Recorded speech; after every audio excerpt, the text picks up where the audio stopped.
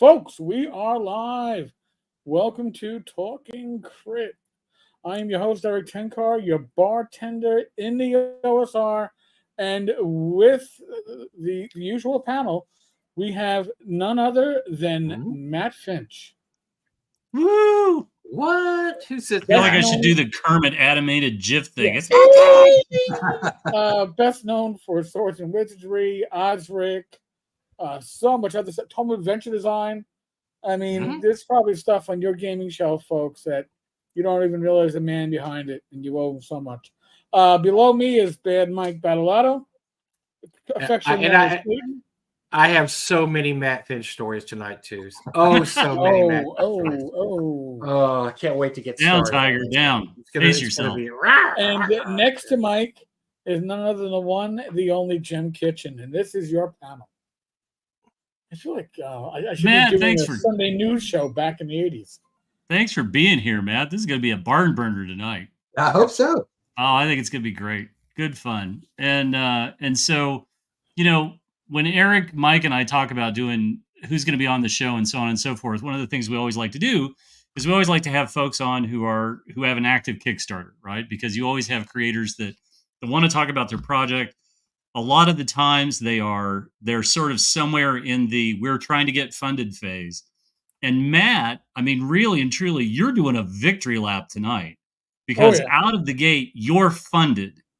And this is one of those where really and truly what we're doing is we're preaching to the gospel, we're preaching to the choir, because holy crap, you built on the success of the Tome of Adventure Design. And then you rolled out Swords and Wizardry with the expansions with monsters and more. And now we're going to talk about the project tonight, but really and truly, this is one of those where I've been so excited to see the project get launched, because if you look over my shoulder, you'll see a copy of Tome that I put on the shelf. I always put something on the shelf that's sort of relevant. And I reread it. For the most part, I reread the whole thing last night. I sat down, I gave myself a couple of hours, and I genuinely got as excited as I possibly could be about tonight's show. And so, Matt and I have talked off and on a couple of times. They had an idea of what the project was going to be, when it was going to be launching, and so on and so forth. So we've tried to coordinate this. So it's going to be a great night. Like, I'm really, really excited about tonight. And Matt, our audience is interested to hear what you had to say. You and Mike go back a long ways, thus all the great Mike stories. So yeah, Mike will tell you that he made me in terms of my career. Yes, yeah, and I will tell that story too. I absolutely made that bitch. He owes every time I say that, he tells the story. It's like pull the button, pull the lever, and you get the result. Right. So in two projects, what I think is fascinating, right, is that Tome of Adventure Design, which did very, very well. You had roughly 1,050 backers and came in at roughly $70,000. Interestingly, with Swords and Sorcery, the expansions, monsters, and more, you had 1,200 plus backers and came in at about 117. And you are well on your way to probably hitting double what Tome of Adventure did. I think, with as much time as you have to go, almost 3 weeks, a little shy of 3 weeks, you could very easily hit $140,000. And I think that's just phenomenal. A lot of people would kill to have that kind of success rate, Matt. And I think that really speaks to what you do and what you've been making and what you've been creating and how that's really resonated with people. Yeah, thank you. Yeah, I mean, it's mainly been an issue, in the last, 3 years since we started the company. It's been about the first step was to build out the catalog, so that we had enough books so that if people went to a website and didn't like, book number 1, they might see, okay, here's book number 3 over here. That looks interesting. That's just basically, par for the publishing business. And so, we've been working on building out the overall catalog. And then once we're done with Osric next year, I think then we're in a position to sort of move on to the next phase of publishing. So, and it looks like we just crossed 100,000. Yeah. So just before the show started, we noticed that it was at 99,900 and change. And so you've just crossed the $100,000 barrier. Nice. So that makes you like that makes you a 1/100th of a Sanderson, which is the new unit of Kickstarter measurement is a Sanderson. Right. So how much is a Sanderson? $12 million or something like that? It's a large number we don't say out loud just because we all God. just, it's just obscene. Sucked all the wind out of Kickstarter for a full month. Yes, and I thought very tactically sound of you to actually launch when you did. I thought that was, let the dust settle and Oh yeah. Let them figure out where. Well, I have to donate plasma before Tome of Worldbuilding they have to comes sell out. their second kidney. Yeah, they already sold their first kidney. I just leave me with a piece of kidney. I'll be fine. It's okay, sir. God.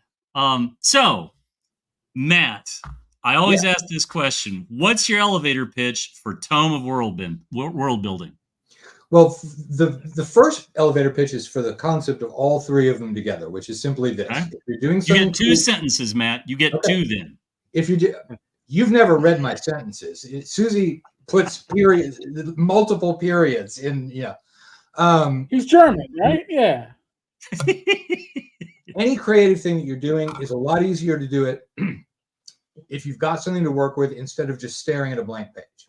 Okay. And so the idea behind all of these books is to put a lot of ideas in front of you on the same page at the same time so that you can take something that you like and establish the thread and then begin building from that, because creativity works a lot easier if you're building from something. So that's why tables put a bunch of things together. It's why we've got the margins with the Apophenia engine in there so that you're seeing those out of the corner of your eye.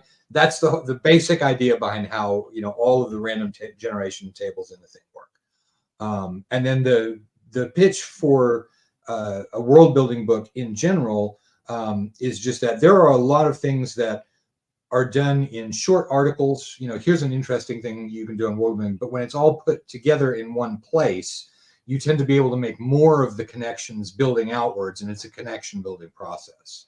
So creativity is a connection building process. And was it originally your plan to have two books where you've got the Nomicon and then you've got the world building? What was your thought behind that? Originally, we were starting out with the idea that it was going to be one book, that you'd be doing your world building. And I was thinking, maybe you've got one column where you've got the world building ideas, and then over here are the tables for generating names. Because generating names, anybody who's actually tried building a world for a gaming group knows that one of the hardest parts is actually the names, coming up with stuff that actually works. And so I was thinking, okay, well, we'll have some names over here on the side. Well, I tell you now, that does not work, because you have subtable after subtable after subtable. You're flipping pages to go, what's part 3 of the name? And I realized this is going to work better if you've got two books open in front of you. One of them's handling the names, and one of them's handling the ideas, and it's calling out the names book table. Also, it would have been like a 700, 800 page book by the time it was all worked in there. So fairly early in the process, we realized we were going to have to break that out into two books. But originally, the idea was that it was going to be one, because name building is integral to a campaign. The minute you write down one name that you like on a map, everything on the map starts to shape itself around that name. It's going to have a similar culture to whatever it was in that name. If you happen to pick an Arabic name, suddenly you've got deserts. If you happen to pick a name that was medieval French, all of a sudden you're developing Clark Ashton Smith's Averonia is what's building around it. It has a very big effect. So one of the things that we do in the name book is we've got different naming groups which help you. If consistency is your bag, it helps you stay consistent. But it definitely helps you stay on focus with whatever concept it was that you started with. It could be anything. But there are lots of made up naming groups in there. Like there's Elder Weirdish, Dreamlandic, Dark Metallic, High Metallic. There's of course, Troubadouric. Troubadouric is actually historical, but it's a mix of medieval French and Occitan, which were two different languages that were both spoken in the French region. Anytime I start talking about linguistics, feel free to cut me off, because I can start really. I've been so deep in that forest for so long at this point that it's completely normal for me to start talking about Goidelic Celts and insular Celts, and so feel free to nip that in the I bud. actually saw a meme that I'm gonna have to get to Eric so we could share it, but it's just great. And it's Jesus throwing out the money lenders, but somebody has captioned it and he says, "I gave you metal, and all you want to listen to is Taylor Swift." And so this like rings a bell. I really like that. So and Matt and I were joking previously about there's a great meme about what it's like to be in a campaign where somebody has just decided that all people, person, and place names need to have some strange apostrophes thrown in here and there that just everything sounds the same, and you just like I just cannot possibly. So this helps you avoid that problem. So 2 books. You're off to a scorching start. You're at 1,201 backers right now, $100,000 with 19 days to go. Let's talk about the book. So how long have you been working on this? Oh, well, it depends on when you sort of measure that, because in one sense, the answer is 5 or 6 years or more, because like everybody, I've got the stack of papers that I stash, that are notes from campaigns. And in fact, I've got, there's a binder. I'm not sure if I can lay my hands on it, but it's one from my campaign in 1994, which was the first time that I wrote down an actual name table for the culture that I was doing the campaign around, so that I could keep track and keep the names consistent. So in one sense, I've been working on it since 1994. But I would say it's about a year, more or less, Sure. of actual, this is going to be a product. I'm writing an actual book here instead of just notes for my own use, kind of thing. It's not as long as I did on Tome of Adventure Design, because that one was, really was, several years of working on it all at once. This one is not so long. But Right. This time around, I knew what I was doing in terms of making tables, though, which when you actually know what you're doing, it's a lot easier than when you're figuring it out the first time. And so one of the things you put in an update was that you had an unspoken stretch goal. Are there any unspoken stretch goals that you would like to mention, just to encourage all the people who have already backed your project to tell other people who haven't, hey, you should back that because we'd really like to get to this secret stretch goal? Is there anything that comes to mind? Or? No, we really don't. Although what we may do, the thing is that at the phase that we're at, there are probably going to be some more tables and more ideas that surface before it's all the way done. Because you hit the point where you're done with the tables, you can now see the organizational scheme. And then what you start to do is you step out of the trees, you do the forest, and you start running through that organizational scheme. Let me see where this goes. And then you realize, oh, okay, here, this would be a good table. We need to write this one. So there's going to be more stuff added. I'm not a big fan of the getting people to buy something because you have stretch goals, which is one of the reasons that this stretch goal didn't get mentioned, was just because I don't like stretch goals much. But the other reason was that describing exactly what's in it, we knew that there's going to be a blank hex map in it, which is going to correspond to, if you have this many hex maps on an Earth-sized world, then this is going to be in this temperature zone, this will be in this one, this will be in this one, so that people can keep track of, this one's going to have icy patches and pine forests, and this one down here is going to have, rainforests or deserts or so on and so forth. That's in there. The cultural basin template, because the way that the world builder is organized is around a concept of a cultural basin, that a culture will expand until it reaches some sort of border, which is, sometimes it's another culture, sometimes it's just a vast forest, so on and so forth. But it's this idea of, how large is the cultural basin, what's in it. So there's and each culture has a template. Each country in the culture is going to have some things that vary from it. So it's really just a sheet to keep track of what's going on, because there's a lot of moving parts in doing something like this. So it really was, I really didn't feel like, buy this thing that obviously you ought to have, or it's, Well, you can say that. I think you're perfectly entitled to say that, right? Yeah. I mean, the end goal is that somebody who backs this project will get the 2 companion volumes to the first, and then that gives you a pretty fearsome troika to really, when you want to sit down at a blank piece of paper or a hex map and really start to put pen to paper or idea to execution, this gives you something to really sort of hang some of those bits and bobs on. And I think in the current market, and we talk about flux, we've talked about this ad nauseum, but I think with the market in the position that it is in right now, I mean, we've had a decade of fifth edition, where now what we really want to see is we want to see people who have had a lot of things essentially spoon fed to them, or played in other worlds, in other people's sandboxes. I think the very notion of, okay, you've had X amount of time over the last 10 years to become familiar with the game and understand how a game works and be in other people's ideas. But now's the chance for you to go create something special and unique and be that next generation of game designers. And here's books to help them find those wings and get them out of the nest and start to take flight. I think that's a wonderful thing. So, yeah, no, Mike, Eric, hello.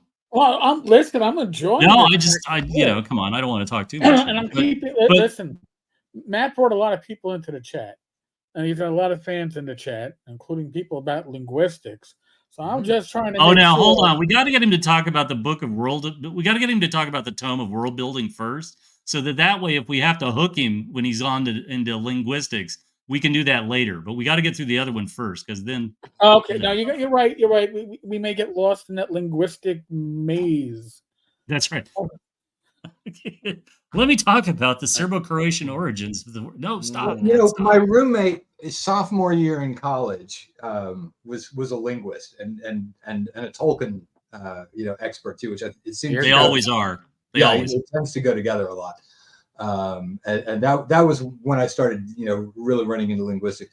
I tried, my first year in college, I was a classics major until I realized that you better know either ancient Greek or Latin before you start, because you cannot learn both at once. And that was my downfall as a classical scholar. And it's the reason, that I'm writing, the Tome of Worldbuilding instead of, Finch's, exploration of the, ancient Greek, this, that, and the other thing. I can just see that. I look forward to that Kickstarter, right? Like the world of linguistics with Matt. It'll be awesome. It'll be awesome. It'll be an audio book. Come on. Yeah, that would be better, right? Yeah. That would be more. Actually, you should like vacation around the world and then do linguistics talks. Oh, never mind. That didn't. No, it's already been done. It's already been done. Yeah. That's a dangerous topic. I was talking with a backer from Catalonia just today, and I've been invited to go and have a beer in Catalonia. Nice. Name drop. Wow. What a name drop there. Hey, man, no kidding, right? Is that a suburb of Pittsburgh? Oh, wait, sorry. I'm not well traveled. I'm from Kentucky. So let's talk about the Tome of Worldbuilding. Let's dive into the Tome of Worldbuilding first. Okay. So, first of all, God bless you. You hired actual real artists to give this book the same quality that the previous book did. And the names that you've got of some of the artists are simply staggering, right? Like this is a who's who of everybody doing amazing black and white artwork right now. You've got Brett Barkley, you've got Chris Arneson, Kenan James, J.E. Shields. I was not familiar with Dell. I did not know. That's the one that most people know Dell in the old school thing, because he did Hyperborea. They got the Hyperborea books back there. Yeah. This tells you what the last few years of my life has been like. But still, amazing artwork, absolutely amazing black and white, very evocative, just absolutely the kind of stuff that this is the razzle dazzle. It's the content and the appeal, and this has just got curb appeal. I mean, look at some of those illustrations. I don't even like cats, and I'd like to own that cat. That's awesome. Yeah, that one's John Sumrow, who he's only just started doing stuff for us in the last book before this one. So when these ship, you'll get your copy of Tome of Worldbuilding, and you open it and tell us where we start. Okay, well, the first thing in there, okay. The first thing may be a discussion about different types of worlds. And that's something that I wrote up, didn't think it worked right at that point in time, put it aside, and now I've got enough tables to cover it. So that's probably going to be first. And that's a discussion of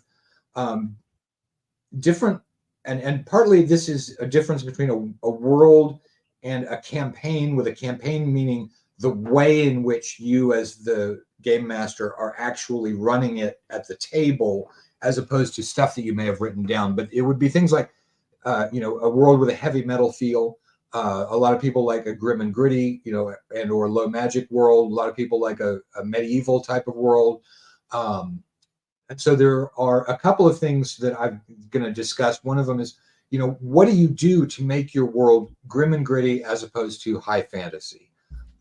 What is it that differentiates something that's sword and sorcery from heavy metal? And actually, the answer on that one is not much, but there is a little bit. But so there's that, and then there's also the time feel.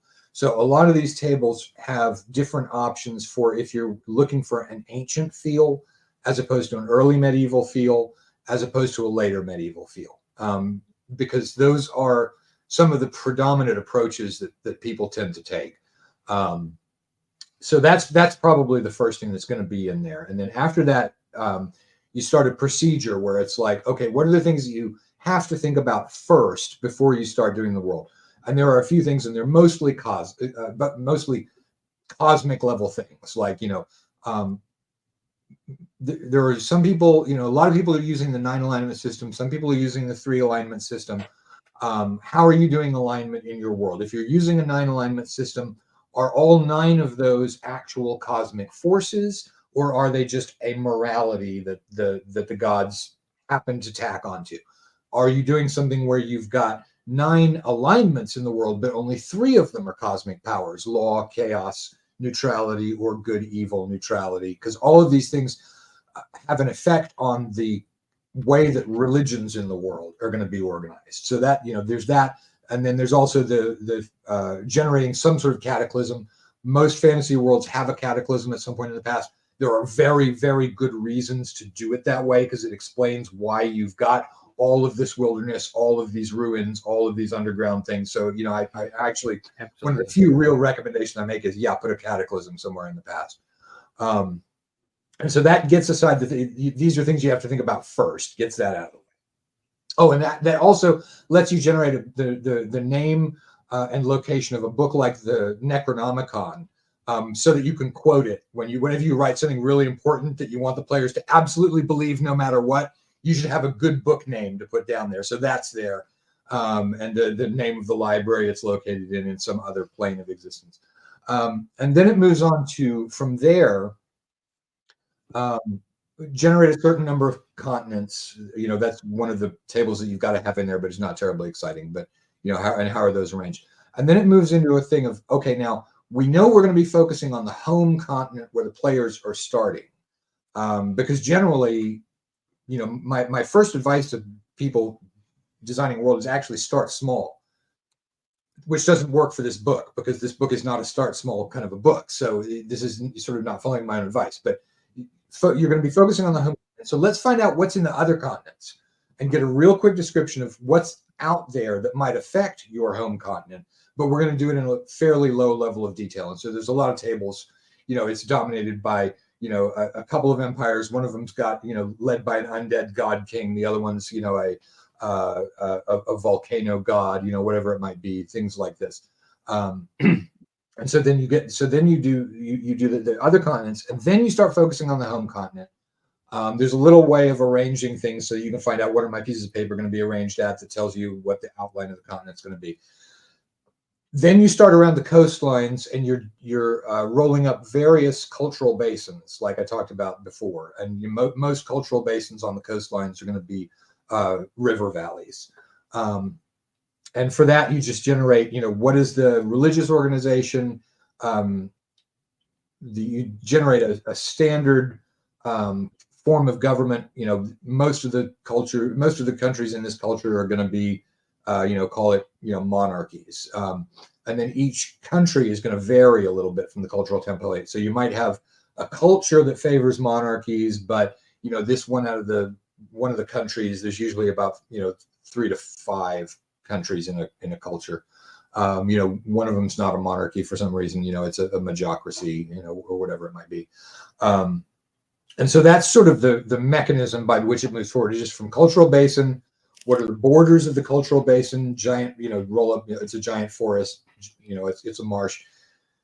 There's tables for making your giant forest and your marshes interesting. You can go down any one of these, becomes a rabbit hole that you can go down a long, long way.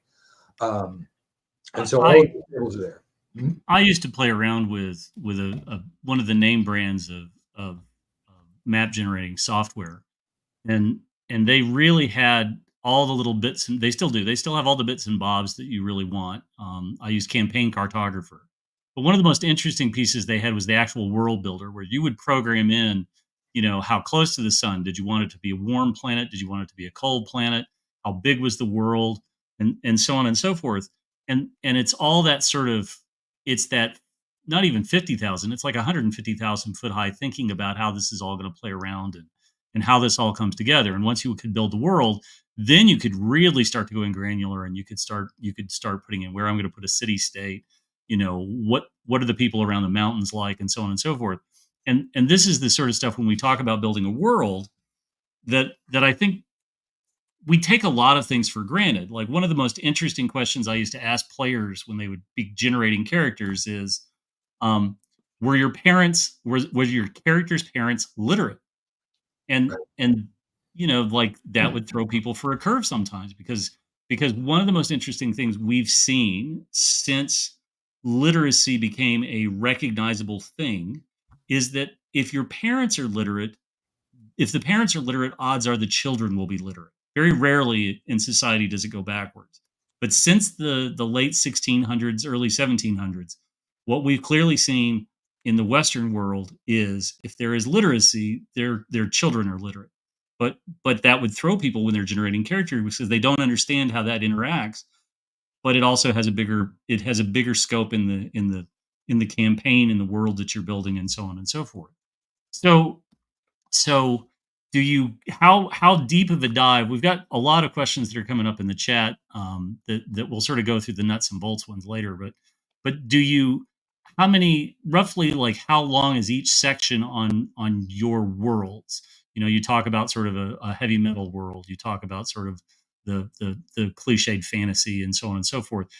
How much verbiage are you giving to that? Do you sort of have a roughly even amount, or are you finding that some are just writing themselves into largest pieces? What do you think?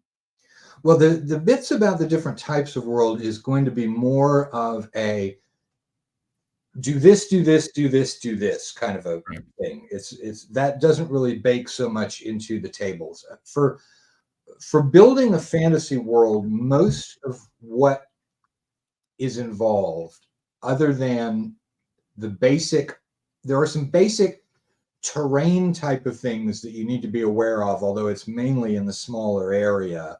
But you want to make sure that there's a caravan route. You want to make sure that if they want to go to sea in a ship, that they're going to be able to do that.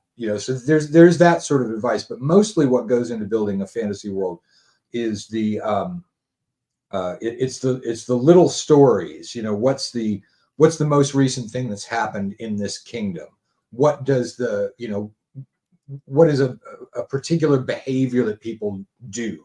The being able to caricature the behavior of people in a city is necessary, or your players will not remember it. One of the hardest things to remember as a game master is your players are only listening to about half the stuff that you say, and they're retaining far, far less than that. And so, and that's another thing about, the naming is that if you do a name that's more than 2 syllables, we've got plenty of them in the book, but if it's more than 2 syllables, it's Bobtown if they met somebody named Bob in that city. So, I try and keep that in mind, that I am not Tolkien, and your players are not Christopher Tolkien. So there's going to be there's a little bit of of wiggling around in the machine that goes on, because it's a game. So there's that. So to answer the question, the different types of worlds are not something that I it's not something that's baked all the way through the book. That's going to be a thing of, here's how you can do this, use these name tables, have, this type of an area, that type of an area. the different sections are very differently. They're very different lengths. Really, what I was talking about with a rabbit hole is that if you start generating one thing, then you realize, oh, okay, I can generate another thing, and then you go, oh, here's another thing, and you can end up, with one city that is superlatively detailed, and the players will never go there. So that's really what I meant by the rabbit hole, is that you can do this at different levels of detail. And what I'm assuming is that people will do a quick low detail pass through that's doing most of the world, and then that they will try and get more detail in the particular area where the players are going to be. We'll see whether my assumptions are right. You never really know how people are going to use a book. No campaign world survives the party. No, absolutely not. Well, it shouldn't either. One of the things I always tell people is, your players want to change the map. Let them do that. Let them put their name on the map. If you're protecting your campaign world from your players, you're not really playing a game. You're trying to be a novelist.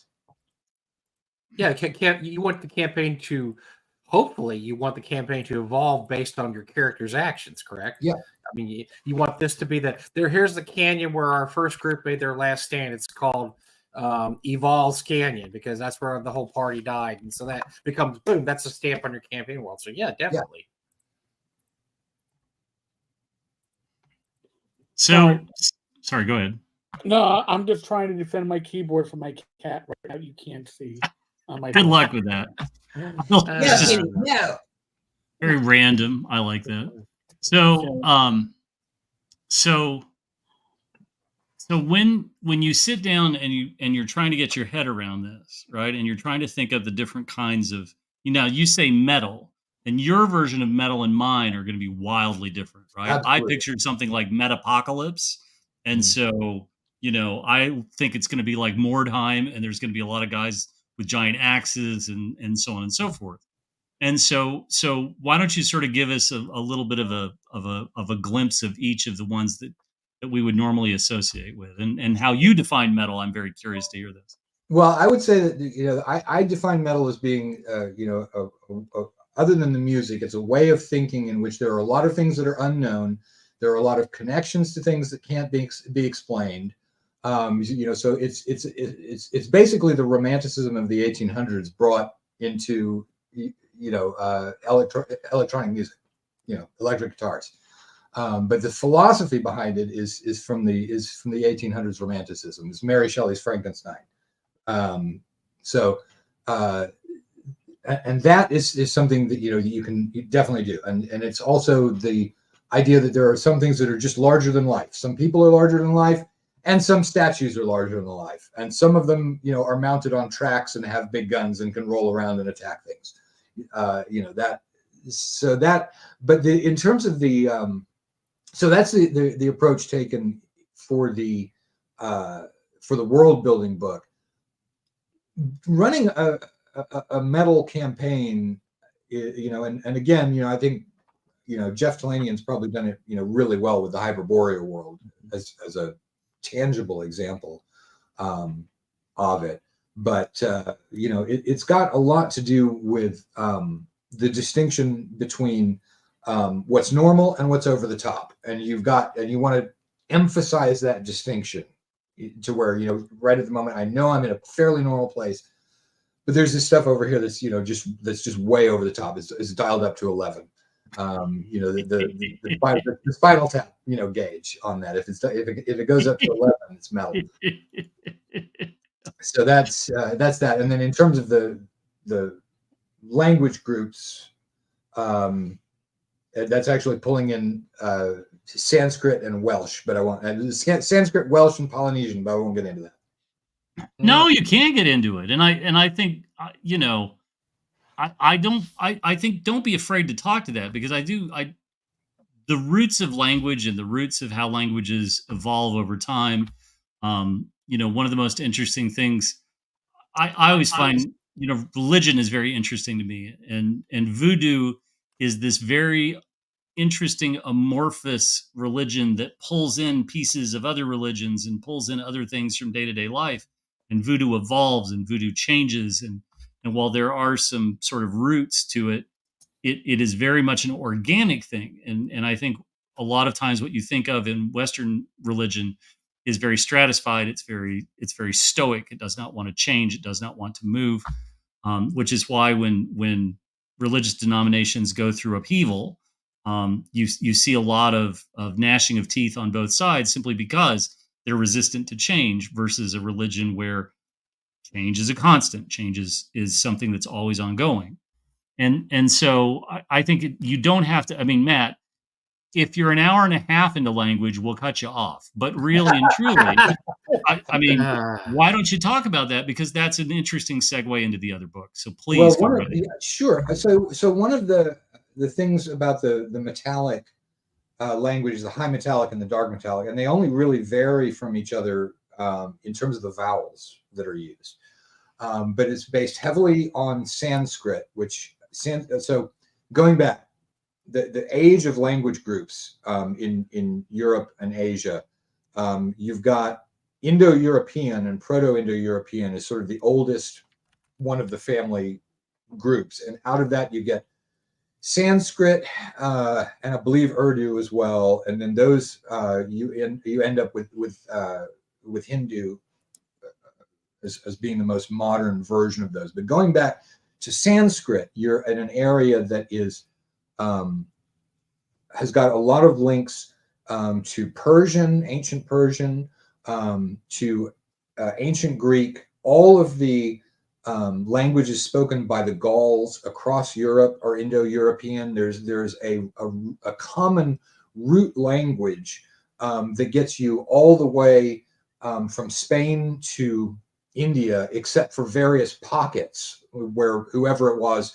that was carrying that Proto-Indo-European language didn't actually manage to wipe out an existing language. The history of language is the history of invasions and migrations, basically. That's all of them you see. It's especially clear in England, where you've got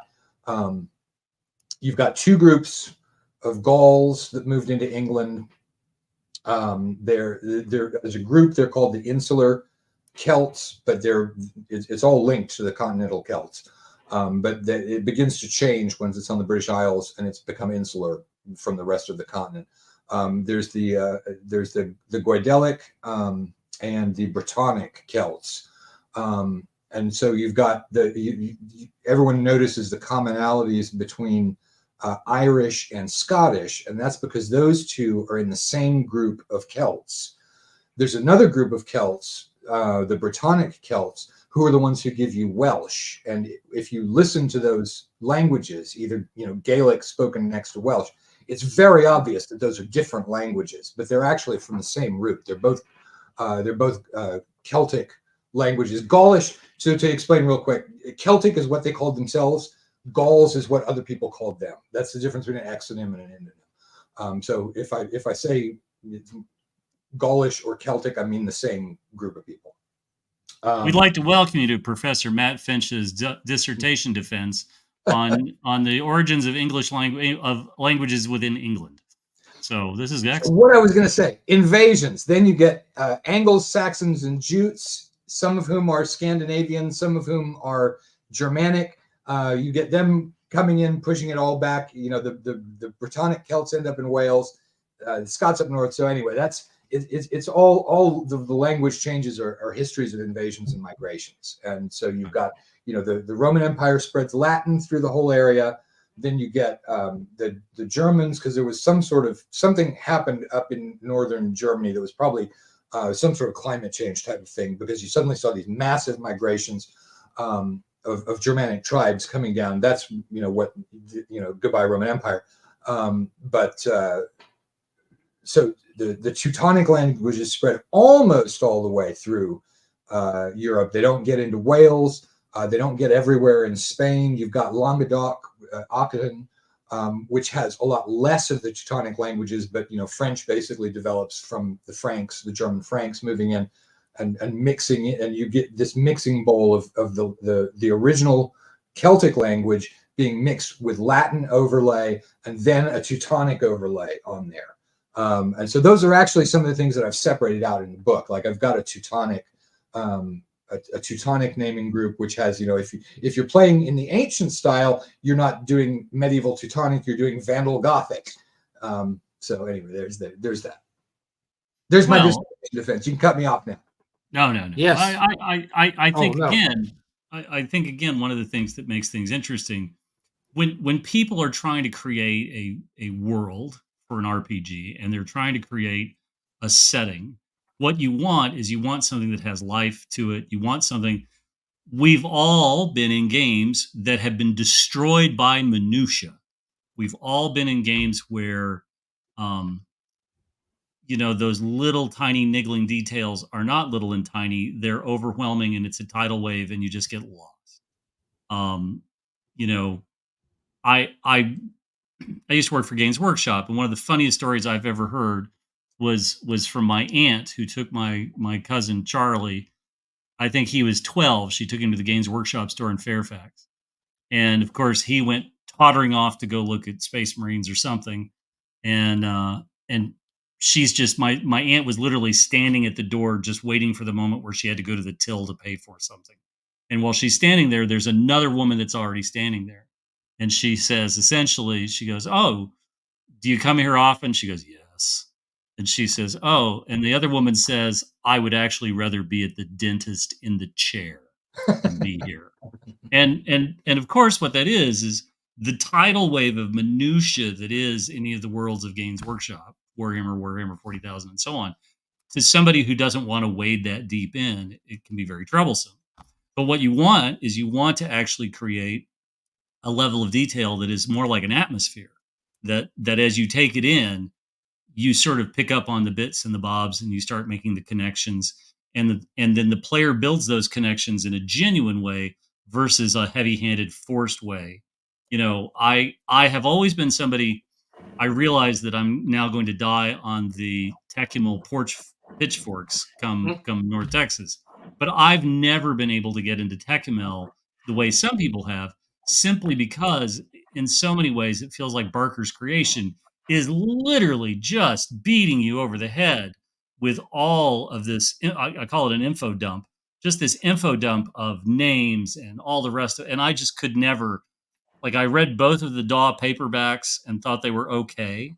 But so much of the language and so much of it was just too much, where I felt like I was just drinking from a fire hose. And I just finally, I've only got so much time in my life, and I don't have enough time in my life to embrace TechML the way other folks have. And that's okay. But I always like it when the atmosphere is exactly that. It's the atmosphere. It's not forced induction, if that makes sense. So I think that's a reason why you have so many campaign settings that just riff off that Tolkien/Conan Middle Earthian, because it's just so much easier to okay, we're going to take all the cliches and all the stuff, and we're going to change one or two things, or maybe three or four things, but in general, it's your generic fantasy world with all this. It's just because you're right, Techimal is it's just an amazing achievement, but I was also daunted by ever running anything in there, just for the fact that having to learn all the minute. I mean, it's a world that goes back, hundreds of thousands of years. And to try to keep all that, I couldn't do it. I'm going to mispronounce somebody's name and start a war. And that's what I don't want. I don't want that concern hanging over my head. Now, we've got some questions that are popping up in the chat. We'll get there. But I think some of the things that come up in all of this. So Matt, you've got a really good sense of when to say whoa. And what do you find is one of your sort of internal hesitation points? Like, you're obviously giving a lot of information, but where do you, does Suzy smack you with the yardstick and say, "Bad Matt, put the keyboard down"? Do you have sort of okay, I'm going a little too far here? What do you use as the judge of that?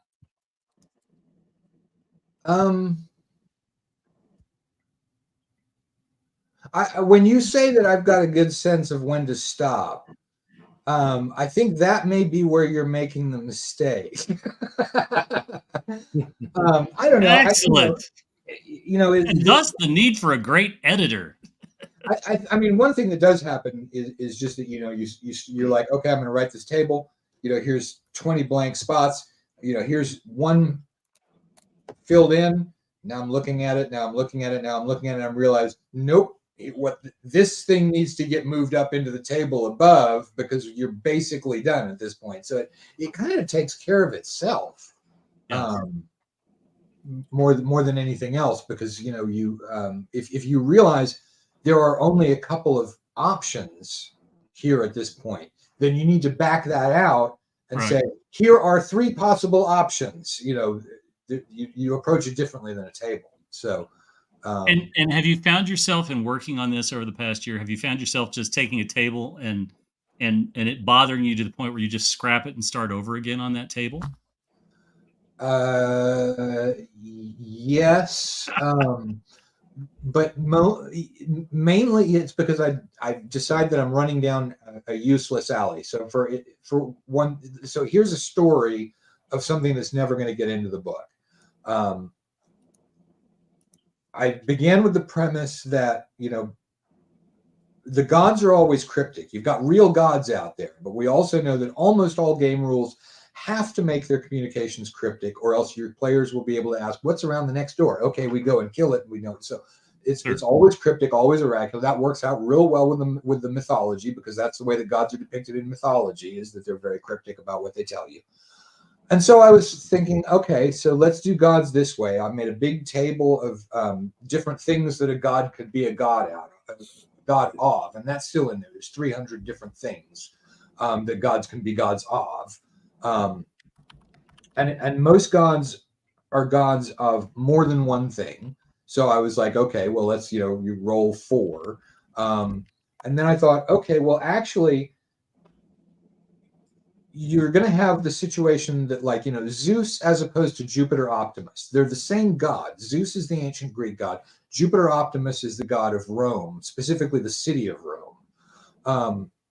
But they're the same god. And so one of the things in here is that some of these gods are going to have, different names, but they're the same god. And I was like, okay, well, let's say that the culture's wrong about something. So let's roll up a couple of things where they've got the god wrong. You've got an area here that he's not the god of, or, that could happen in one of 2 ways. They either don't know that he is the god of something, or they think that he's the god of something and he's not. And it just got too complicated. And I was like, you know what? Even when I was writing it, was sometimes writing from the perspective of the culture and sometimes writing about the actual real god. And I realized this same mistake is going to be made by the person who's running the game. So we're just going to throw this in here as an idea. We're not going to build it into the table where each and every god has, here's what a culture thinks it is, here's what it was just too complicated. And so that whole table of they're the god of this, as opposed to, these are the areas where there's a mistake, that's gone. It's not in there, and it was because it was too cumbersome as a basic idea. And I guess one of the things that always is intriguing about that idea to me is that, how do you guide? Do you have some guidance? We're talking about things that are sort of, yes, if the party asks what's behind the door and the gods answer your prayers, it should be something along the lines of yellow. And let them try to figure that out and let them come to terms with that, right? Like give them an answer that's so mind-bogglingly obtuse, that they begin to understand that in the heat of a moment they shouldn't be begging for answers. And so do you speak to that? Do you speak to that? Do you speak to that element of game mastering? Do you speak to that? Do you have sort of a little, these are some do's and don'ts about presenting a deity in your game, in your campaign? Well, I mean, that was more the sort of thing that I was addressing in Tome of Adventure Design. And off the top of my head, I can't really remember if I gave any particular advice about that. That idea, however, is all the way through Tome of Worldbuilding, that, there are gods out there. There are religious associations, because there's the idea of an Illuminarchy, which is sort of a large scale, usually trying to take over the world, sometimes trying to protect it from other people who are trying to take over the world. Basically, like the Horn Society and Greyhawk, except you probably don't have their own company, but they're, these huge factions that are out there as well. And those cross borders, so they've got their own chapter in there. Some of those are going to be religious. But I really wanted because the thing is that gods being vague is a very, very strong resource for the game master. The fact that they're vague, because then you get all of these prophecies that may or may not apply to anything. It's a very useful tool in the world design, world building process, and so it's all through there. I can't think how many times I've written, communications from the gods are cryptic. This is an oracle, blah blah blah. There is a section in there about polytheism and how it works, because a lot of people don't. Again, like I said, I was a classics major briefly until I discovered that you needed to already know Latin and Greek before you started that. The way that polytheism works is that the whole idea of converting somebody means nothing in polytheism. You don't convert anybody. You don't care. Your whole goal in polytheism is just not to piss off any of the gods, not one of them. You want all of them, relatively happy with you. And there's the idea of the patron, which is a god that actually, helps you out every once in a while, which just means that, the right series of coincidences happened after such and such an offering. But there is the concept of a patron, but there's zero concept of conversion. There is the concept of wiping out an entire god by, taking down their statues. There's a great bit of history in a book called History of the World by somebody that I've forgotten, but apparently the two Sumerian cities kept stealing the statue of Marduk. From one would steal it, and they'd attack, they'd steal this massive stone statue, bring it back to their city, and then, in the next couple of 100 years, the other city would want it back, and they'd come and invade the city. They'd bring back their giant stone statue of Marduk to their city. So there's, it's good stuff. Well, and you can get into, I don't want to turn this into another week of book chat, but this is the premise of Neil Gaiman's book, right? That our popular culture has created these deities that now have a kind of power. David Brin also explored that. One of his darkest short stories, Thor versus Captain America, where the Nazis figured out that if you sacrificed enough people, you can bring the Aesir to life on their side. And Loki shows up at an RAF base in England, and is like, "I'm your only ally. I've all you've got." And it's a very, very, very dark twist on that kind of take on mythology and the gods. I was a classics major, majored in journalism, majored in history, minored in classics and journalism. And I was always fascinated by myth and the root of myth and the gods' interactions and so much of it is Machiavellian, right? Exactly what you said. The oracles, like the oracles, absolutely have a vested interest in making sure that they keep being brought what they need and they keep dispensing advice and so on and so forth. So looking back on it in a 20th century worldview, you can sort of recognize, oh, okay, so this was a bit self-serving and so on. However, you look at the Temple of Pallas Athena, you look at some of their others, and you just think about this immense role that it played in those times, in ancient times. And I think a lot of times players with a modern worldview have a really difficult time sort of understanding, they feel like if they pray, it should just be like a telephone call and the deity is going to take the call. Right. And instead, it's like your phone call gets routed to a surly admin, and under no circumstances is that admin passing the call through, because it's unless you pay them off. Because that's right, exactly right. In the ancient world, in the ancient world, faith had zero use to the gods, but cash did. And there's three people in this world I always tell people you've got a tip. Here's the pro tip for everyone: the people you never piss off. You have to keep your UPS and and you have to keep the postal guy and UPS guy well bribed all year long, and that way your packages don't get wet, they don't bend your mail. You got to be good to the admins, because the admins are the key to the people you really want to get to. And thirdly, the pizza delivery guy, because if the pizza delivery guy knows that you're not going to stiff him on a tip, your pizza shows up hot and fresh. If you screw your pizza delivery guy over, I can assure you there are notes in the system, and your pizza will be the last one when he's delivering 6 or 7. Trust me. Can I please add one more to that, because we tip our garbage men every year. Trust me. Don't cheap out on your garbage man. It will come back to haunt you. But that said, I have a friend who was a garbage man, and he said, listen, when he first started riding a truck, he said the old grizzled guy that was driving the truck is like, the only thing you need to remember is the garbage man always gets paid. And he goes, what do you mean? He says, I'm always telling you. He says, That's so it's true. not just That's like true. your salary, but you're going to find stuff you just can't believe. And he said the first, like within the first month, they found 4 $100 bills that had gotten wadded up in bunches in like a bag of office trash. And he says, like they cleaned them off and they laid them out on the dashboard of the truck, and he got 2 and the driver got 2. And then he said, then there was the guy who died, and his wife threw the guns in the trash. And he says, it's not just 1 or 2, it's like a giant golf bag of firearms. And he's like, okay, what do you want? I'll tell you. Okay, sure enough. He's like, the garbage man always gets paid. Walking down.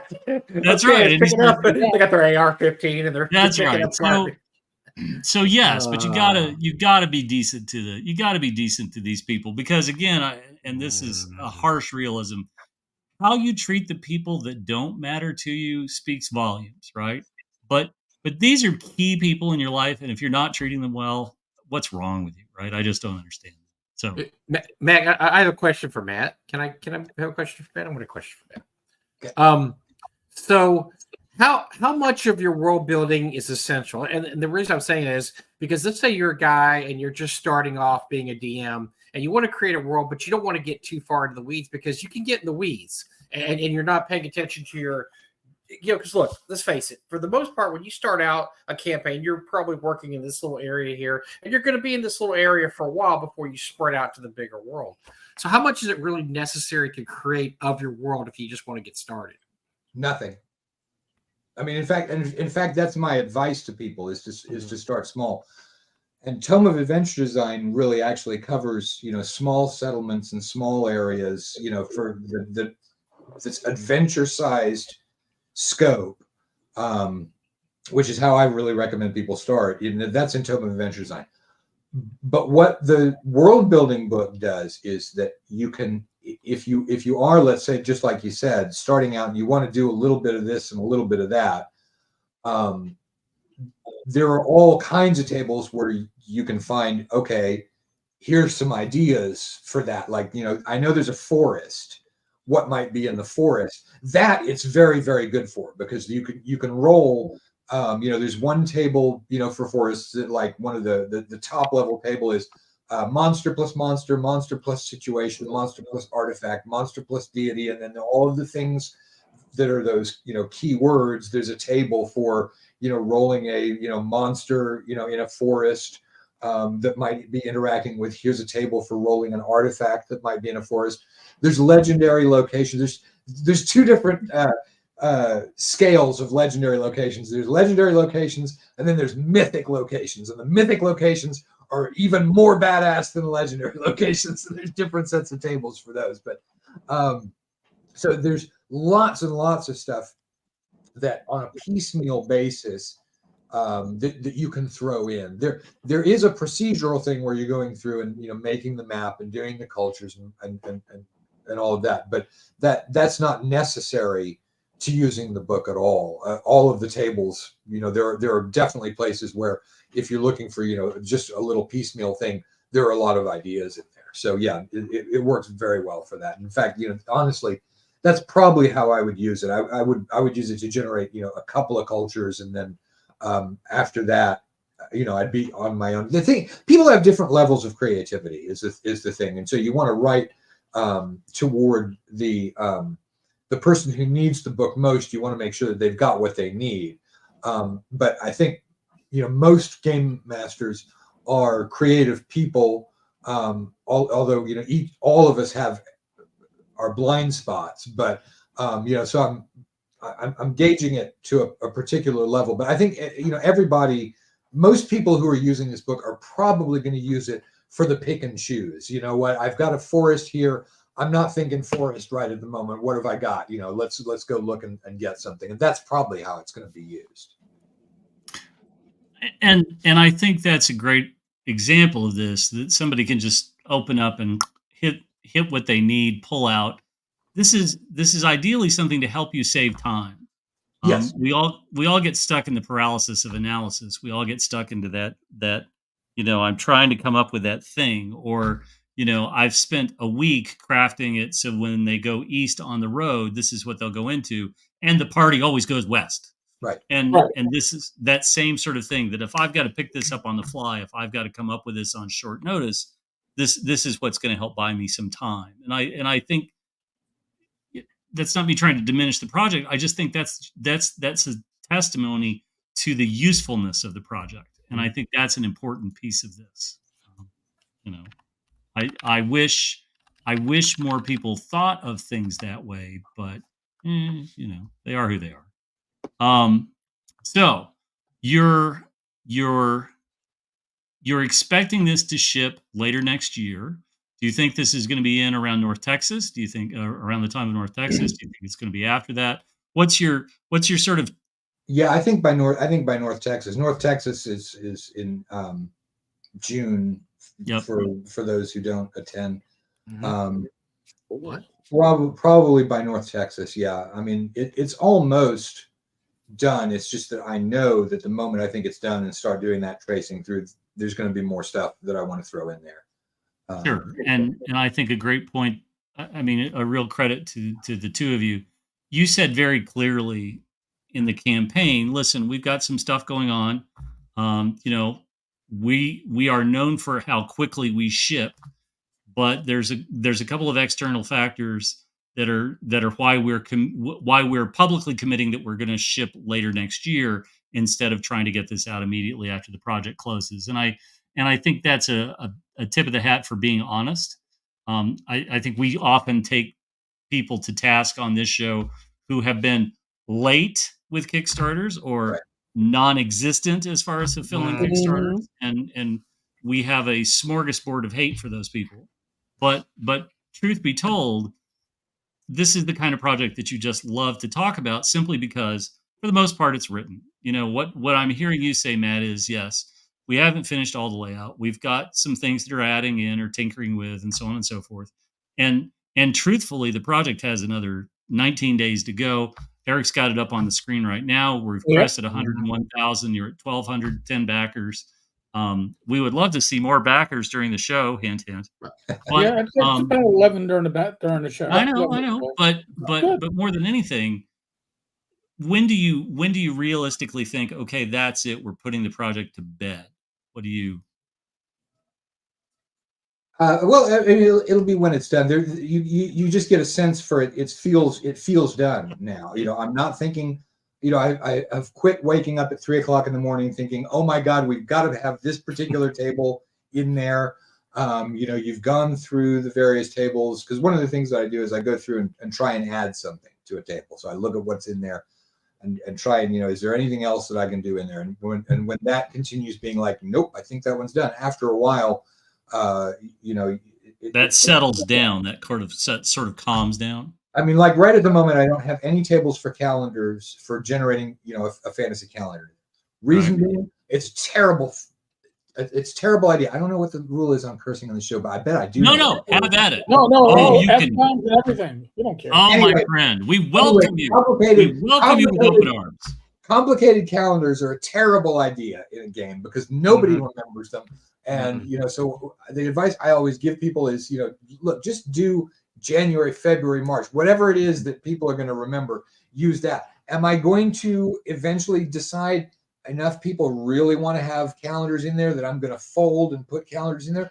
Don't know. But right at the moment, there's nothing, for example, on fantasy calendars in there. We had a question earlier about plants and medicinal uses and so on. And to answer that one, that's already in, I believe, in Tome of Adventures. Tome of Adventures, yes. Already got. Oh, we had a question from a man named Gary Oliver, who. Right, Gary's question. By the way, he will be that one because I may not get a hotel room at North Texas. He will be. By the way, he will be joining me at Gamehole Con. Gary is coming to Gamehole Con with me. So way. We're gonna have adventures on the road to Gamehole with pork loins. We'll talk about Gamehole in a bit. Yeah. But he had a question: is this product designed mainly for fantasy-based adventures, or could it be adapted to other systems like, say, Alien, Star Wars? I guess more of a science fiction type world. I would say out of these books, the only one that would work well with aliens or Star Wars would be the Tome of Adventure Design. The Tome of Worldbuilding is specifically fantasy. There's so much that's hardwired into a fantasy setting that it's hardwired into the tables. So this is for science fiction. I would say this one's useless. Tome of Adventure Wow. Design. Tome of Adventure Design statement, Cotton. Let's see how it plays out. Tome of Adventure Design.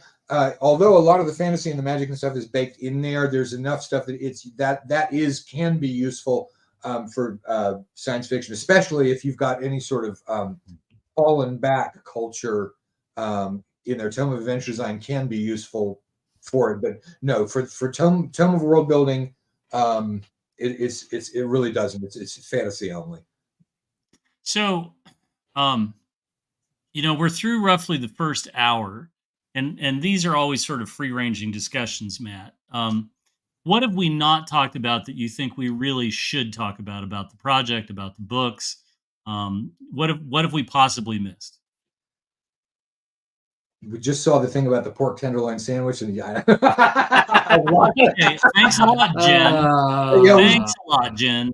You're just takes the glazer and talk food. not hungry. I don't know. Have we got any questions from the audience? Because I did put this as an update to the Kickstarter, saying we answer questions to the thing. So maybe let's grab a couple questions from the yes, chat. please knock Jen's talk about tenderloin sandwiches out of the queue. I'm going fully in. I'm fully into pork loin. Oh my That's God. where we're gonna go. You. So, oh, yes. Okay, we get that. Oh, that was, of course, it was Mike talking more pork loin. I didn't Yeah, know I that. can. I can go for hours, but no, you're right. This, Matt, the show. We don't have to talk about pork loin for a while, or at least for a little bit.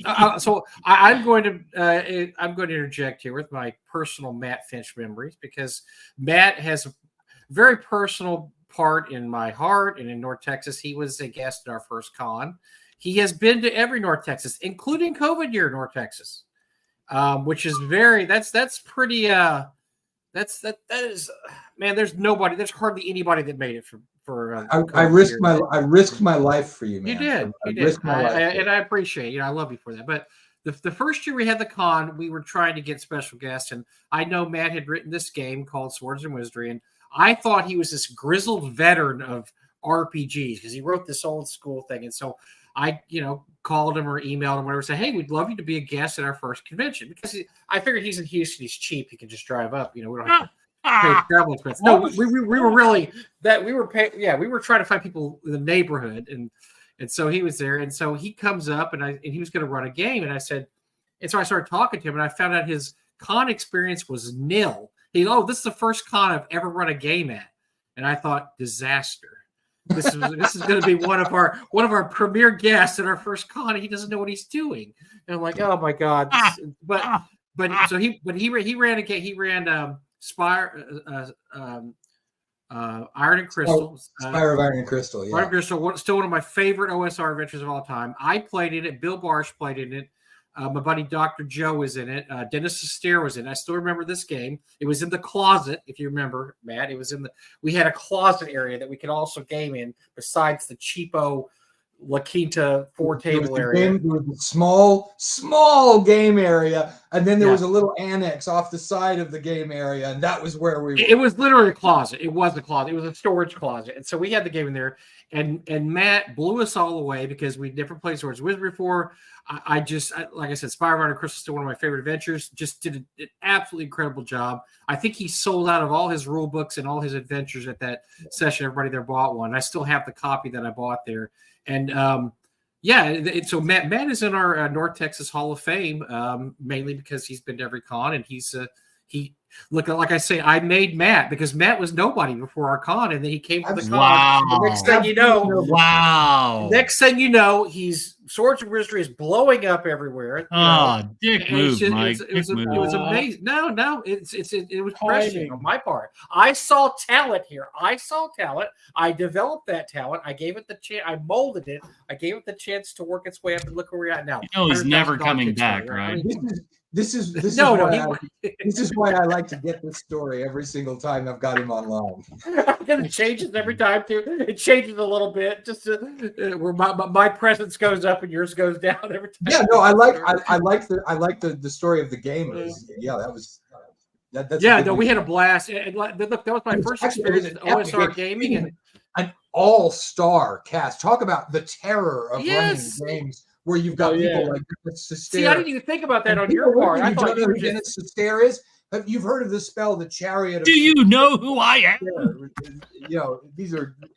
Yeah, Mr. Bunnies and Burroughs himself was at the table, and Matt was like, sweat was trickling off his brow as he presented the game to make sure that Dennis didn't say, "This is a terrible concept. Bunnies and Burroughs is 100 times better than this." No, everybody had a blast. It was we had so much fun. And look, I said, like, you know, I'm an old gamer, and Bill Barsh is an old gamer. I mean, you impressed the people at the table that night that were like, wow, this is something really cool. This game, I mean, just everything about it was great. And have you ever played an adventure where you have to buy it because it was so good? That's how Spyro and Christmas. By the way, I hope this is going to be on your reprint list someday, Matt, because I'm waiting for a 20th anniversary edition or something. You need to do that thing up and right. That is a great. If anybody has a chance, hunt up some old editions of Spyro and Iron Crystal. It's an absolutely incredible adventure. And yeah, it was great. It was awesome. And so, yeah, that really helped the relationship that I've had with Matt ever since. It's just he's always there for us. He's been there, like I said, every con. You want to come to the con? Yep, come to the con. So every year, no matter where in the country he's been, he's somehow made it to North Texas. So and then of course his games are legendary because he will fill up a hall, and he does the very famous climb on top of the table, which we have pictures over the years to prove it. Yeah, the climb on the table stuff is stuff of legend. But it's true. If you go to a convention, Matt's running a game there, you got to get in the game. You really have to. Some of the only games I've ever played at my own convention were Swords and Wizardry. I would always make myself, especially the first few cons. After that, it got too busy. I couldn't really play in games. The first few cons, I was always in Matt's game because it was always going to be something really fun, something really special. So, and I think I saw a stray comment earlier. Are you embracing the madness of signing the first 100 of these? Is that something I saw, or was that a request? Because I can't imagine that like there's any way, shape, or form. Like we did back in the Frog God days, we did a thing where there was a signed book thing, and when you have signed 1,000 copies of anything, you got to remember that is a punishment that was given out to school kids to write. That's right. Multiple times. Yeah, no, I don't. However, I love signing books at conventions. Anybody brings a book to a convention, I will absolutely sign it for you. But I don't try and sign. Plus, there's a logistical issue that's involved. Well, that's just it. Like logistically, I just don't even know how. I always enjoy it when I see an author, where a small publisher has decided to do an unbelievably nice letter bound, and they sign book plates. That's always the easiest. Either that or they sign a single page that gets bound in. But most often or not, it's not them sitting at the finished product. But my favorite was a well-known horror writer who they did a lettered, right? So 26 copies that were lettered A to Z. And I just remember this guy because those people got like a really nice, like there were 26 sheets of paper lettered A to Z, and he had to sign a great signature. And I think it was even like to Mike, to Matt, Yeah. And I just remember him bitching about this. Like he had to write to so-and-so and his name on 26 pieces of paper. And I thought, my God, right? They're paying $500 a copy for each one of these books, and you're bitching about having to sign the paper. But logistically, with a Kickstarter like this, there's just no flipping way. There's just no way that you can get this done. And so I applaud that, yes, common sense steps in, and you can't possibly sign them. Anybody that does it never does it again, because I remember Alex Kamer signed every copy of Sea King's Malice, and he said never again. Never he again. Said he knows why you don't ever sign. Oh yeah, stretch goal. I'm going to sign every copy of my book. No, I'm high as a kite. It's time to do stretch goals. I'll sign everything. Don't fall for that. No, never do that. Never do that. Never. Do never, it ever. I'll sign. Hey, bring it to the convention. I'll sign it at the convention. That's absolutely the right answer, man. Right. Bring your book. You find me. You find me, and I will sign your book. That's right. Okay, so Matt, when you look at the wall of stuff behind you, when you look at your gaming stuff and so on, what's a book that still to this day you still pick up for inspiration or thumb through to get some inspiration, but still it still impresses you to this day? Is there anything like that on your shelf Do you that mean you didn't write? I'm you sorry. mean Let me start. gaming stuff? Yeah. Yeah, you know what? And I lost it because what I was looking for was my old Greyhawk Gazetteer. And I think that it may have gotten lost in one of the most recent moves because I had that only a couple of years ago. Yeah.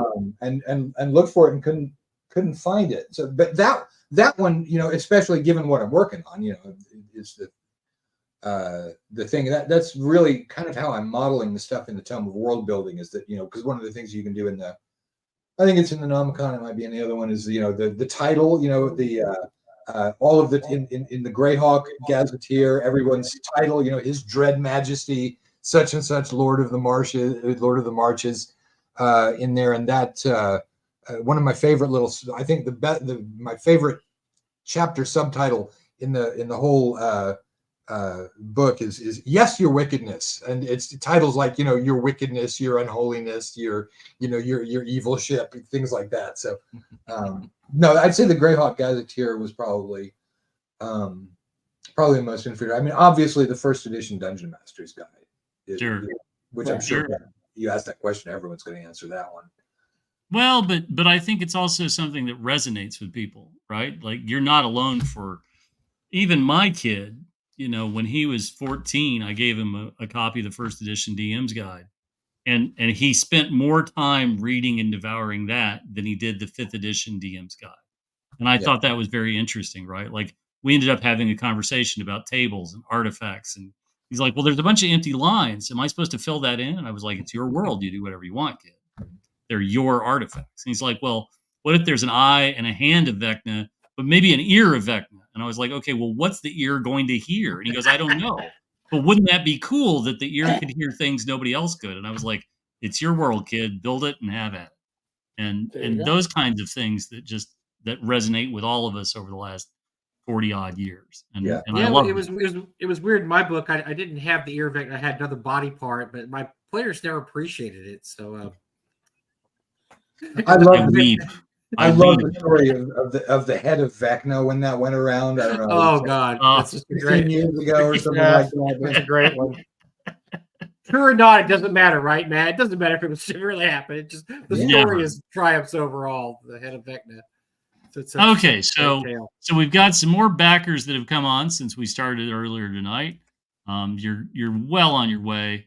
I don't know, Matt. What's the thing that you want to say to people who've backed, or the people who haven't backed yet? I mean, what's the phrase that pays? Well, I mean, to the people who've already backed, we want to say thank you, because we are, we're doing really good numbers right now. We're still a tiny business. We're not doing anything like what the gas station on the corner, back in our neighborhood is doing. We are a very small business. And so, we rely on, the people to support us, and so that we can keep coming out with these books. So, it's thank you to those who've already backed. To those who haven't backed yet, my assumption is you probably got, a good reason. Either world building isn't a particularly interesting, gig for you. But I will point out that the assumption that it's all procedural and so on, I think it's got some very useful stuff for adventure building in there as well. Like I was talking about the forest, if there's a forest. Names and ideas are such an important part of building adventures that even when they are aimed at higher level of world building, you get ideas from all kinds of places. I mean, I've gotten some really cool ideas for adventures while I was doing this. So, that's I think there's a lot that is of use in these books for pretty much anybody who's running games. And so then what are your thoughts about what comes next? Do you have some ideas for the next book that will dovetail with the first three? Well, there are two, and at the moment, I don't think I'm going to write them. But I've been saying for many years that I probably wasn't going to write a Tome of Worldbuilding either. There are two. One of them would be something about the cosmos, the multiverse, because this one goes as far as gods and gives you a lot of different ways of generating mythology and bits and pieces. But there is another step of adventuring in actual other planes of existence that would be one book. The other one is going back in the other direction because there's a slight gap in between world building and adventure building, and that is campaign building in terms of the viewing your adventures as something that is an ongoing series. I'm not a big fan of planning that series. I'm your basic archetypal old schooler of, don't railroad the plot from adventure to event. But there are still some skills and some things that pertain to the long arc of an adventuring campaign, with the most obvious one of those being domain management, the domain management game that people talk about of, if you actually build a barony, what all happens in that barony. But that starts, from the very beginning that there would be things. So that's another thing. That one I don't think I'm going to write because I think the space is maybe a little bit narrow in between world building and adventure building. But those would be the two possibilities there. But what we're mainly focused on next is Osric. That's, once we're done with this one, next thing out is the new Osric. So, well, that's fantastic.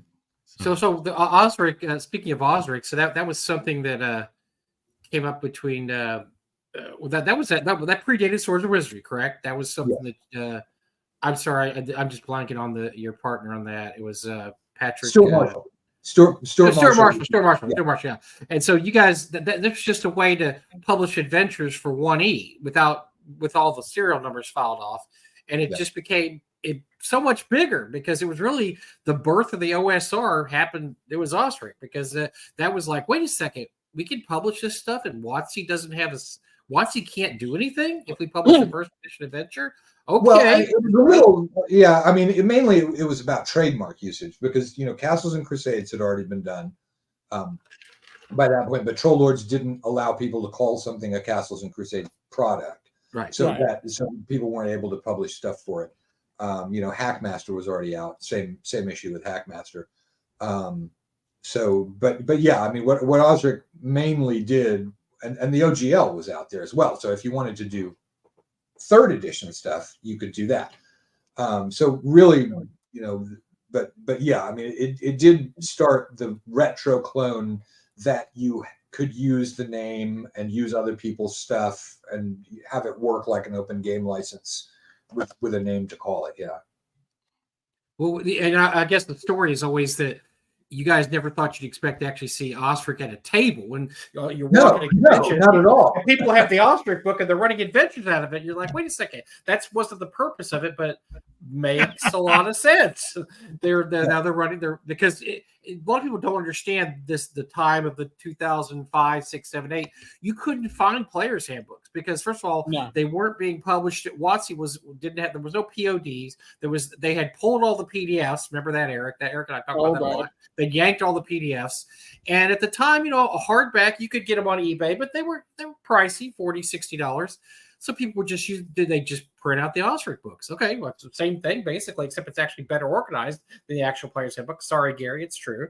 They were much better organized, and so that was kind of a revelation for you guys, right? To find people they're running adventures from the book, and like I said, this is the birth of the OSR right here. This is people realizing that we can still play old school style. It's just hard to tell people that weren't alive back then. Guys, sounds so old because this is only 16 years ago, but it was an eternity for some younger gamers. But you don't understand how much third edition dominated everything because they had because of the open game license, everything was published third edition back then. You couldn't find conventions that were running old school games. There was no retro clones. Like now, oh my God, you have every flavor, Baskin and Robbins of retro clones. There was everything out there. There was no retro clones. There was no conventions running old school games. I mean, on and on. And then all of a sudden, boom, there's Osric. And it was amazing. And it just blew everybody's mind. It was such a cool time. It's kind of like, I guess, when the like all the bands in the 60s, Velvet Underground's coming out. Here's Zeppelin. Here's this. And like, whoa, it's all this creativity. And it was kind of all that same way, right when Matt was getting started with Swords of Wizardry and Osric, it was just like every week there was something going on. It was something good. And it was the start of the OSR. When I came back to gaming from my time away, your time in the wilderness. My time in the wilderness. I totally avoided third edition and fourth edition, and I came back to the friends and family playtest of D&D Next, and that's what formed my gaming group. I wasn't the DM, and we did that for about 5 or 6 sessions. We had a good group, and our GM, Greg Christopher, said, "Listen, I'm tired of this shit. I don't like these fucking rules. I want to play something old school. Eric, can you run something?" I went, "Really?" And he was like, "Yes." So all right, listen, I'm going to run 1E, but I'm going to use Osric as my reference because it's been probably about a decade and a half since I've opened up my AD&D books, and I know where I can find stuff in Osric. And that's what I did. And I didn't care what players used at the table, the virtual table. It didn't make a difference because we were all using the same rules. But I had Osric, and it was much better organized. And I still remember them. It's like, oh, we didn't expect people to actually want to use it. We just figured it really didn't. I mean, that's what boggles my mind when you guys talk about this. Like, well, what are we going to do with it? Like, did you think they were just going to like this entire mass behind me? I'm just going to read it and not do anything with it? Like, well, the thing was that it was so that people would publish something, but they'd be able to say this is for Osric, and that code word was Advanced Dungeons and Dragons First Edition, which you couldn't say under the terms of the OGL. So it was just that you were going to use that, to write your adventures, because we were on Dragon's Foot, and the style at the time at Dragon's Foot was to make something, look as close to a TSR module as you possibly could, violating trade dress left, right, and center, violating copyright across the board. And so that was what we were trying to avoid, was to have Dragon's Foot turning into sort of Pirates Bay kind of thing. So here's something that you can legally do it. Oh my God, I think I killed Jim Kitchen. I'm sorry, Matt, but as soon as you said that, and that was the style of the day, I'm like, and we wore an onion on our belt because that was the style back in the day on Dragon's Foot. So yeah, really, we didn't think people were going to be using it at the time, because one thing you said, Mike, was not right about the price of the books. The books were still fairly cheap at that point, and that's why so many people didn't really understand what was going on with this, because they were like, why can't I just use the book? And we're like, they're not going to stay cheap. They're not going to stay cheap. Player's handbooks, yeah. And it's true, yeah. You can't find a player's handbook under $100 now on the internet, but no. Yeah, because I was saying there were $40 to $60. You could still get them for about $20 when Osric came out. Yeah, I'll say 40, 60 is looking ambitious now. I think about it. You're right, Matt. So that they were cheap enough where you can still buy them. So that does bring me to a question. That does bring me back to something, Matt, and I want to talk about this because a lot of times people don't understand. What is your MSRP going to be on the 2 books after the Kickstarter? Right now, the campaign, if you back your highest level reward, which I think is unbelievably reasonable, is $100 for both books, which puts them at $50. That gets you the PDFs. Right now, that gets you the PDFs as well. I mean, really and truly, Matt, do you think that they are going to be MSRP at $50 after they ship, or is it probably going to be higher than that? Because I would lean towards higher based on it's absolutely adventure design. We got to see the exact page count before we decide between 55 and 60. But yeah, it's absolutely going to be more expensive later. Right. So you have a reason. Anybody watching this who hasn't backed yet, has a reason to jump on now before the Kickstarter campaign is over. And again, I always think that that's one of those things. I'm a numbers guy, so I'm always sort of processing this stuff. But if you haven't backed it, you're saving yourself anywhere from 10 to 15 to 20%, depending on where these things lie as far as the price goes after they ship to backers. And I think it's something to speak to. And by the way, I just did the calculations on the how much is blank worth and blank year, and $100 in 1979 was worth $22, and so that is absolutely in line with what the original game came out with back then. Because I remember spending $10 a piece on the Player's Handbook, the Dungeon Masters, or the Monster. I believe the Dungeon Masters guide was $12. So you're getting value here. You're getting at $100. You're getting incredible value here. Yes. It's the question of whether it is for swords and wizardry. These books, the Nomicon and the Book of Worldbuilding, are completely system neutral. If it's a fantasy role playing game, it'll work for that fantasy role playing game. So it's not rule specific at all. Work with Shadowdark, work with 5th edition D&D, work with anything. So right. I thought we were going to make an episode where Shadowdark didn't come up, and we still blew it up. I tried very hard, but yes, and I think that's the other thing too, is that system agnostic is such the safest way to go, because that gets you above the Ford versus Chevy versus, whatever. It gets you out of that space and lets you just focus on the stuff that really matters, which is giving a better experience to your players at the table. And that makes so much more sense. So much more sense. Well, if you can do it. I mean, it doesn't work for an adventure because you've got to have stats or whatever it may be. But yes. Suzy really wants me to try and do a system neutral version of city encounters, and I'm just like, it just won't work. For it to be useful, I mean, yes, the little story about the encounter is great and it's worth something, but if you're going to be using it in a game, you've got to have stats. So we've got the Swords and Wizardry version. We'll do other versions, down the road, but some things really do need to have stats to be useful. Yeah, and Swords and Wizardry is your baby anyway, so you should be supporting it. Yes. I mean, nobody was supposed to play it, but still, it's your. Oh no, Swords and Wizardry they were supposed to play. It was made to. Sorry, my bad. I'm sorry.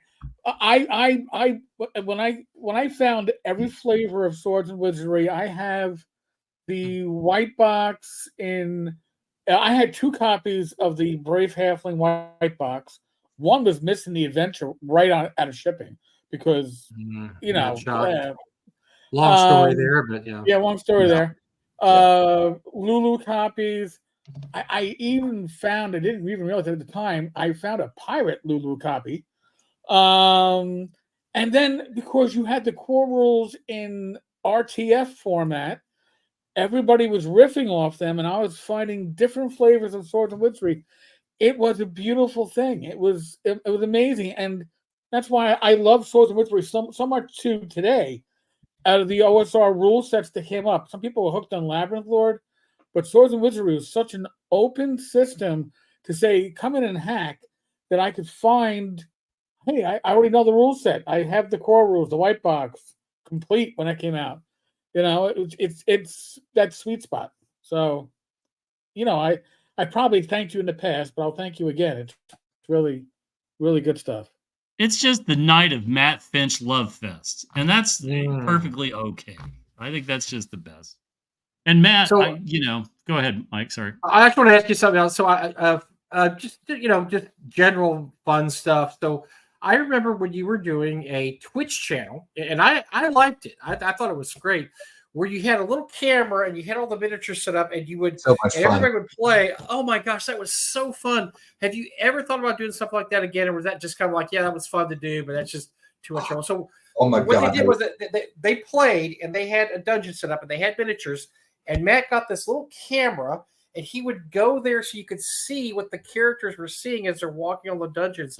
And I don't know anybody that does anything like that. The terrain. I had to talk to Tom Tullis at Fat Dragon Games. If anybody who has a 3D printer has not run into Fat Dragon Games, you must go out immediately and find Fat Dragon Games because they do great stuff. But I even talked to Tom about how do I make these walls double height, because the camera, the little webcam thing that I'm running through the thing is able to pick up, the fact that the walls end here.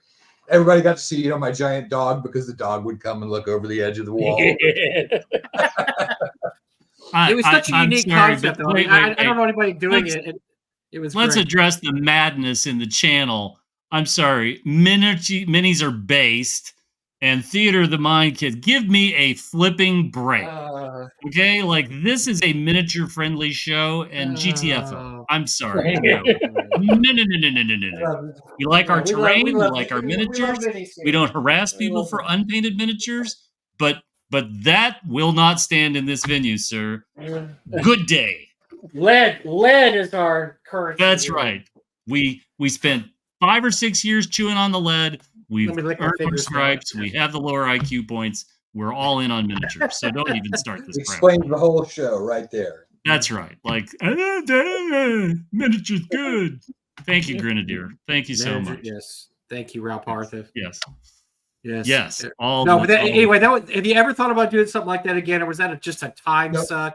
It's just so much. It is so much work, and the technological difficulties with running a camera through there is just it's kind of a lot. So I'm probably not doing something like that again.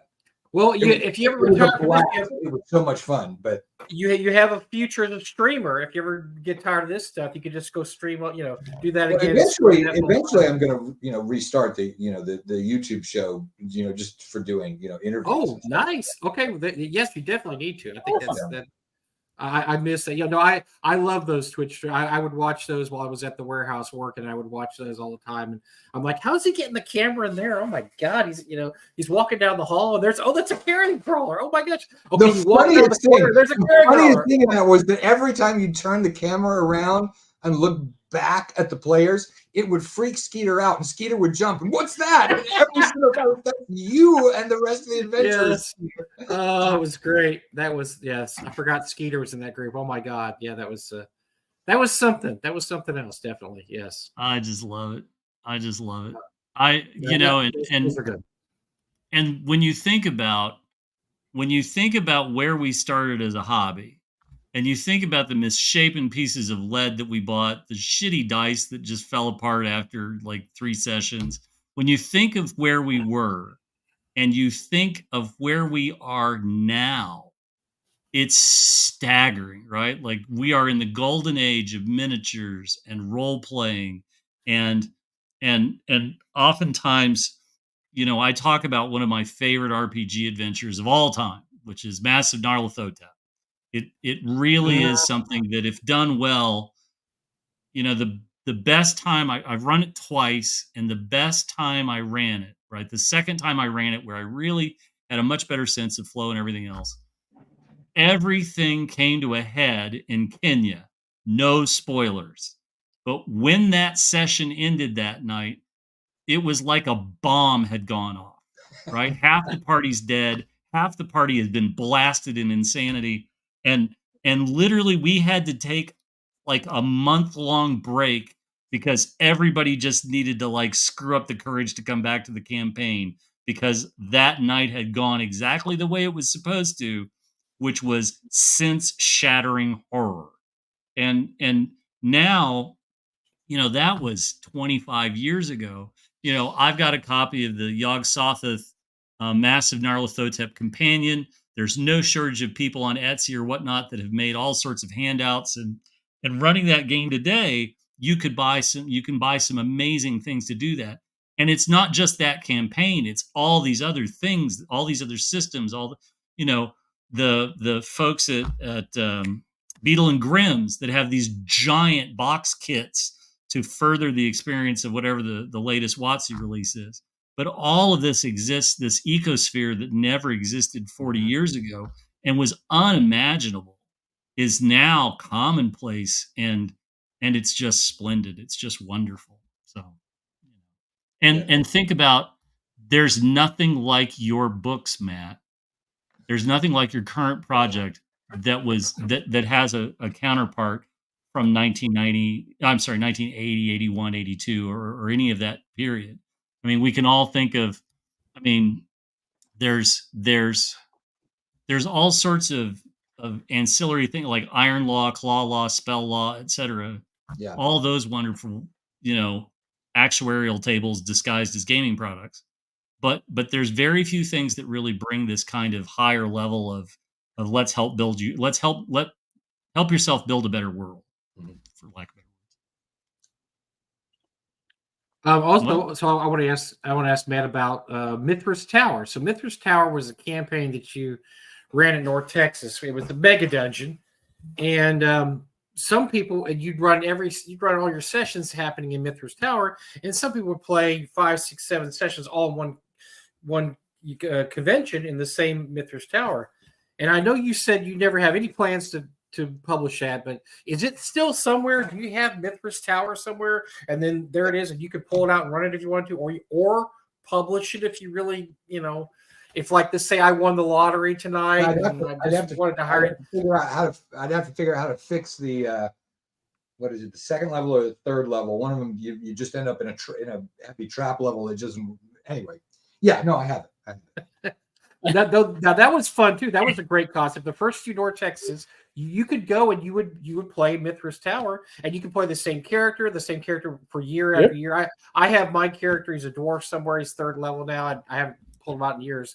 But there was some people that I know Dennis Sester was just enamored of it. He actually had a map. He had mapped it out. So Dennis, if you're ever listening, I want that map. I need the map in case I ever go through Mithras Tower again, because nobody else had as detailed a map as Dennis. Okay. Hey, Mike. There are a couple. There are 3 or 4 sets of maps. I don't know if anyone got the floating whole around stuff. out there.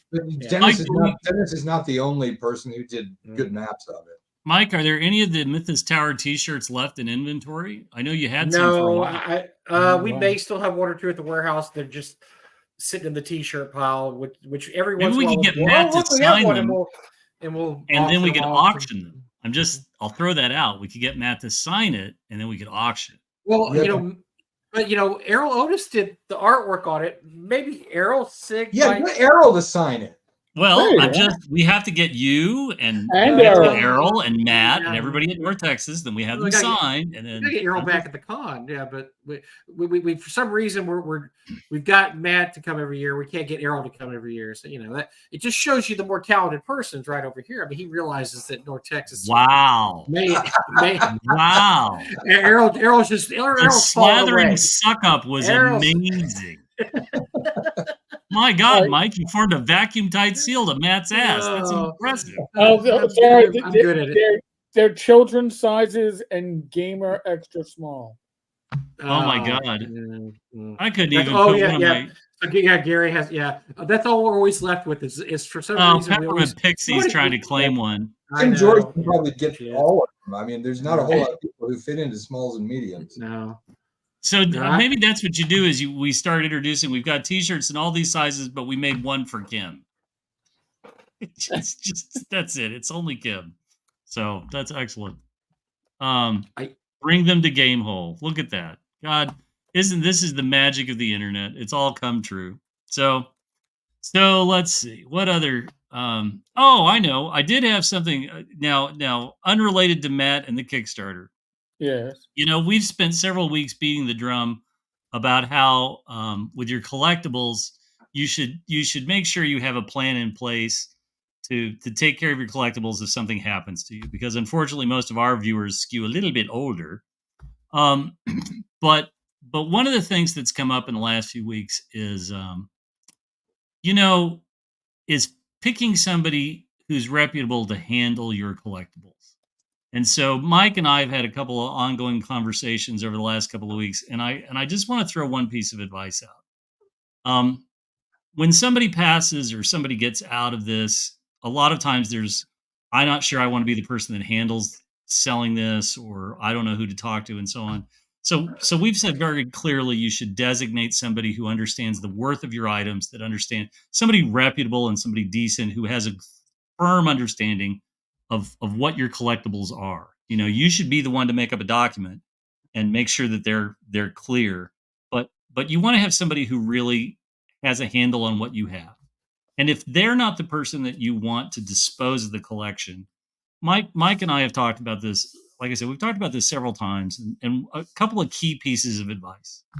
Number one, whoever it is that is going to be selling your collection, you have to compensate that person for their services. And so what you want is you want to maximize the dollar amount that you get for the items that you sell, but expect a percentage. And the fees that go along with that, right? So if you sell something on eBay, there's listing fees, then eBay takes a percentage of the sale, and you should understand that. But Mike and I have talked about this. If somebody wants to charge you more than 20% for selling your items, you should take a step back. I think if you look at any reputable auction house, if you look at any of the people who do this to help people, anything more than 20% is where we start to get into territory of really sort of, because 20% plus the listing fees, that can work out to a fairly sizable amount. And so we've had many discussions about this on the show. Last week we ended up just talking about books and so on. But this is the one last footnote on talking about making sure if you have collectibles, if you have things that are of value, and talking to your family members and having a plan in place. But be prepared to say, okay, if I sell it through this person or this venue, I should expect them to take this. But if it's above 20%, you should speak to some peers. You should shop around. You should talk to some people. Mike, Mike's the person who handles a lot of what comes into the auction at North Texas, and the cons percentage, which goes to benefit the convention, is 20%. The same goes with Gamehole. Gamehole's coming up. We're a couple of weeks away from Gamehole. By the way, Gamehole's only 15%. I give them kudos. Yes, because they're a bigger con. They can do that, but we can't. But let me say something too. Where North Texas goes to benefit the convention and make sure North Texas exists, Gamehole Con, the percentage, and it's a smaller percentage, but it goes directly to the charity of choice, and I think that's a very noble thing that Alex does. Gary Con's something different. Everybody just donates items, and they go for what they go for, and all the proceeds go to I believe it's Children's Wisconsin, and then Gen Con is another different beast with listing fees and percentages and so on. But again, more than anything else, we just want you to be aware of these sorts of things. If somebody's charging you more than 20%, you should sort of go, and that 20% should also buy you an intimate knowledge of what the collectibles are and what did they bring to the table. Mike, do you have anything you want to throw in on that? Yeah, this is leading up to somehow Matt giving me everything behind him on those shelves so I can wow later. Yeah, I'm all for that. I think that's a great idea, Jim. I think you're wow. No, everything Jim's saying is true. It's we kind of went off on a tangent there, but that's true. And people like Matt, like look at all that booty behind Matt, and of course all the stuff behind. Look at Matt's booty. Is that what you really said? And we always talk about it. I'm going to jump in here and answer Blood DM, who just asked if it was okay to share one of his maps. Yeah, go ahead. Oh, nice. All right, that's nice. Awesome. But yeah, if you have yes, we talk about this. I mean, we don't want to beat it over the head, but yes, definitely be aware of what you've got, and if something's going to, if you want to get rid of your stuff, be aware of what people do to sell things. And yes, Jim is right. 20% commission is pretty much standard. And you want somebody with the knowledge of your stuff. I mean, I don't have anything to add to that. That's all true. But yeah, we're this is the generation we need to think about stuff like this. Obviously, I just dropped another bundle of stuff off at the CBCS slabbing place last week that I want to get slabbed because I tried to think of it. I try to grab a few things every week because I want to make it easy for my wife if something ever happens to me. And Lord knows it'll probably happen to me before anybody else in this four screen picture. So it's always good to take care of your relatives and make sure they don't have to. I mean, Matt's lucky. Matt's married to Suzy. Suzy knows this stuff. I mean, my God, Suzy has miniatures that she got from Stefan. So she's got she knows what that stuff's worth. But you know, a I lot just of us- realized I've got a Traveler box set over here, and I noticed it because it's invisible because it's black against the dark shell. Oh wow, yeah. Just spotted it for the first time. Sorry, for the first time ever. Oh, okay. Now that's always good when you go through your collection. Like, oh, I have a first print. This I didn't know that. Oh, look it over here. Look what I've got. Yeah, who knows? God, we should just have Matt just start pulling books out of his behind him and see what we can find there. I see some great stuff back there.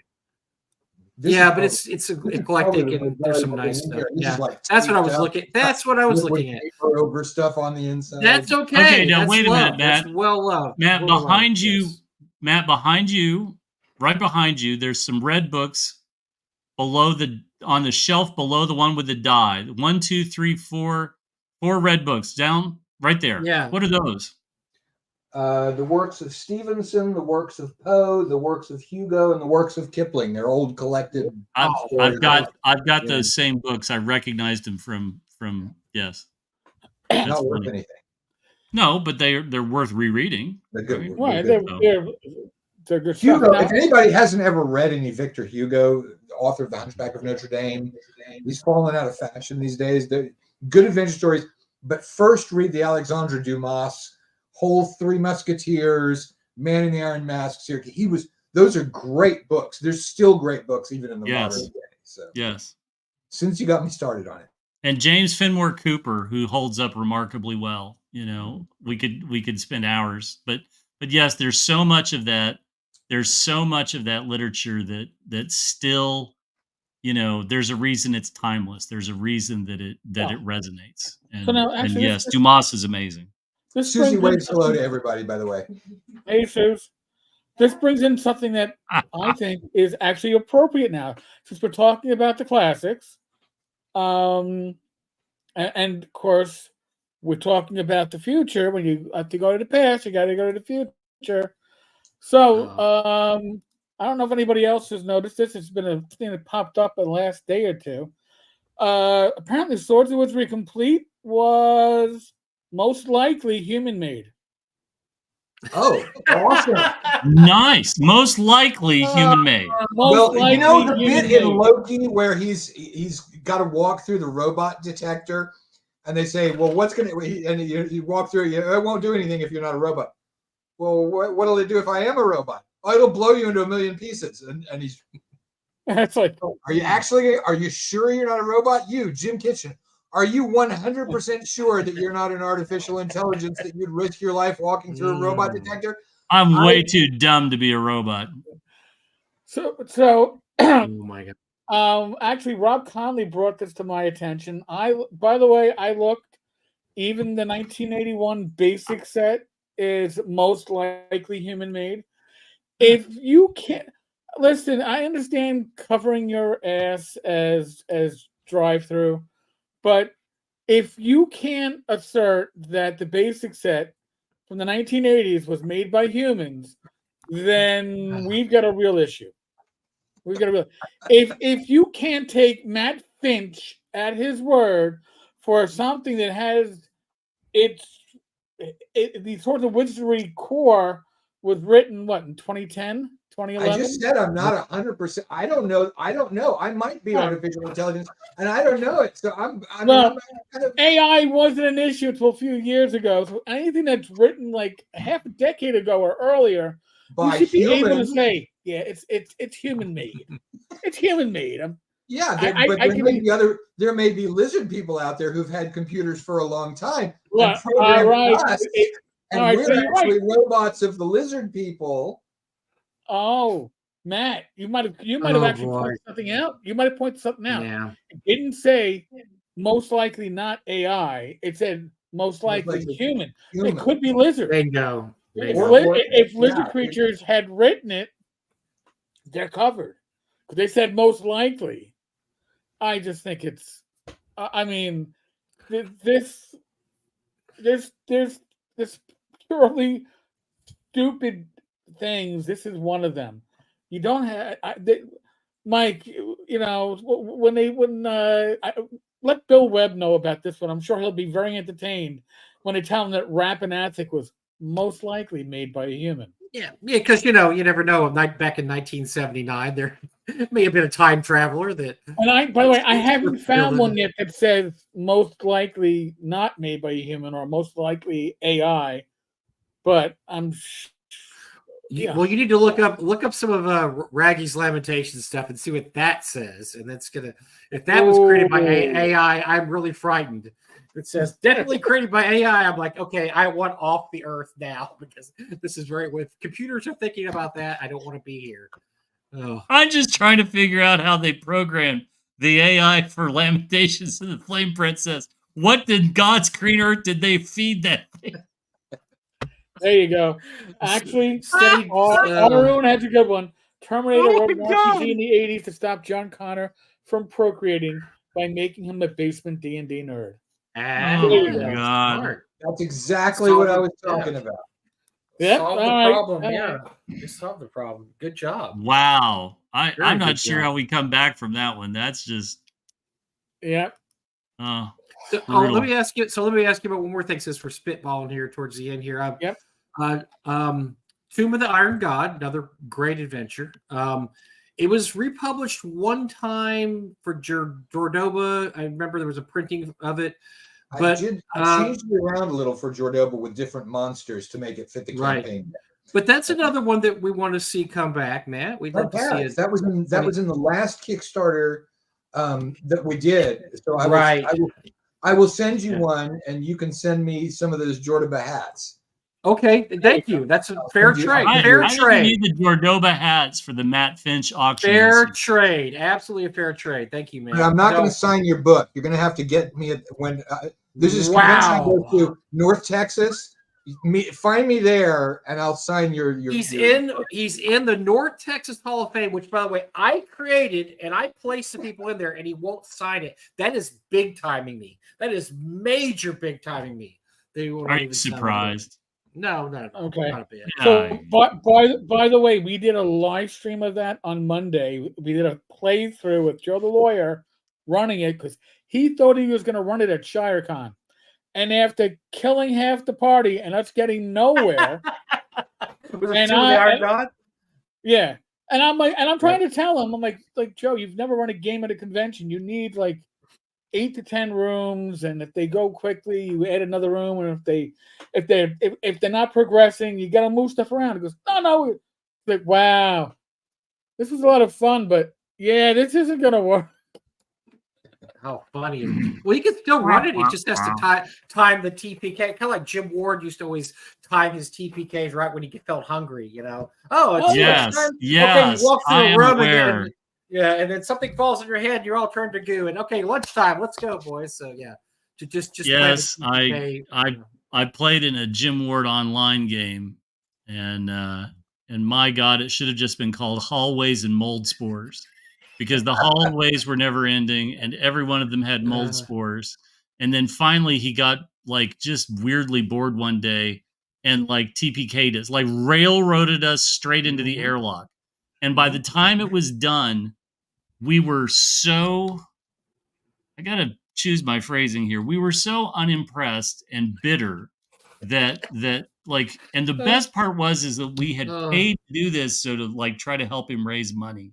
Mm-hmm. And I just remember, like, I would sooner light $50 on fire than ever play another Jim Ward game, because it was just choo choo choo choo choo choo choo. You're like, I'm done. Oh, the game that I played with him, we super long story that I won't go into, but we were at a convention.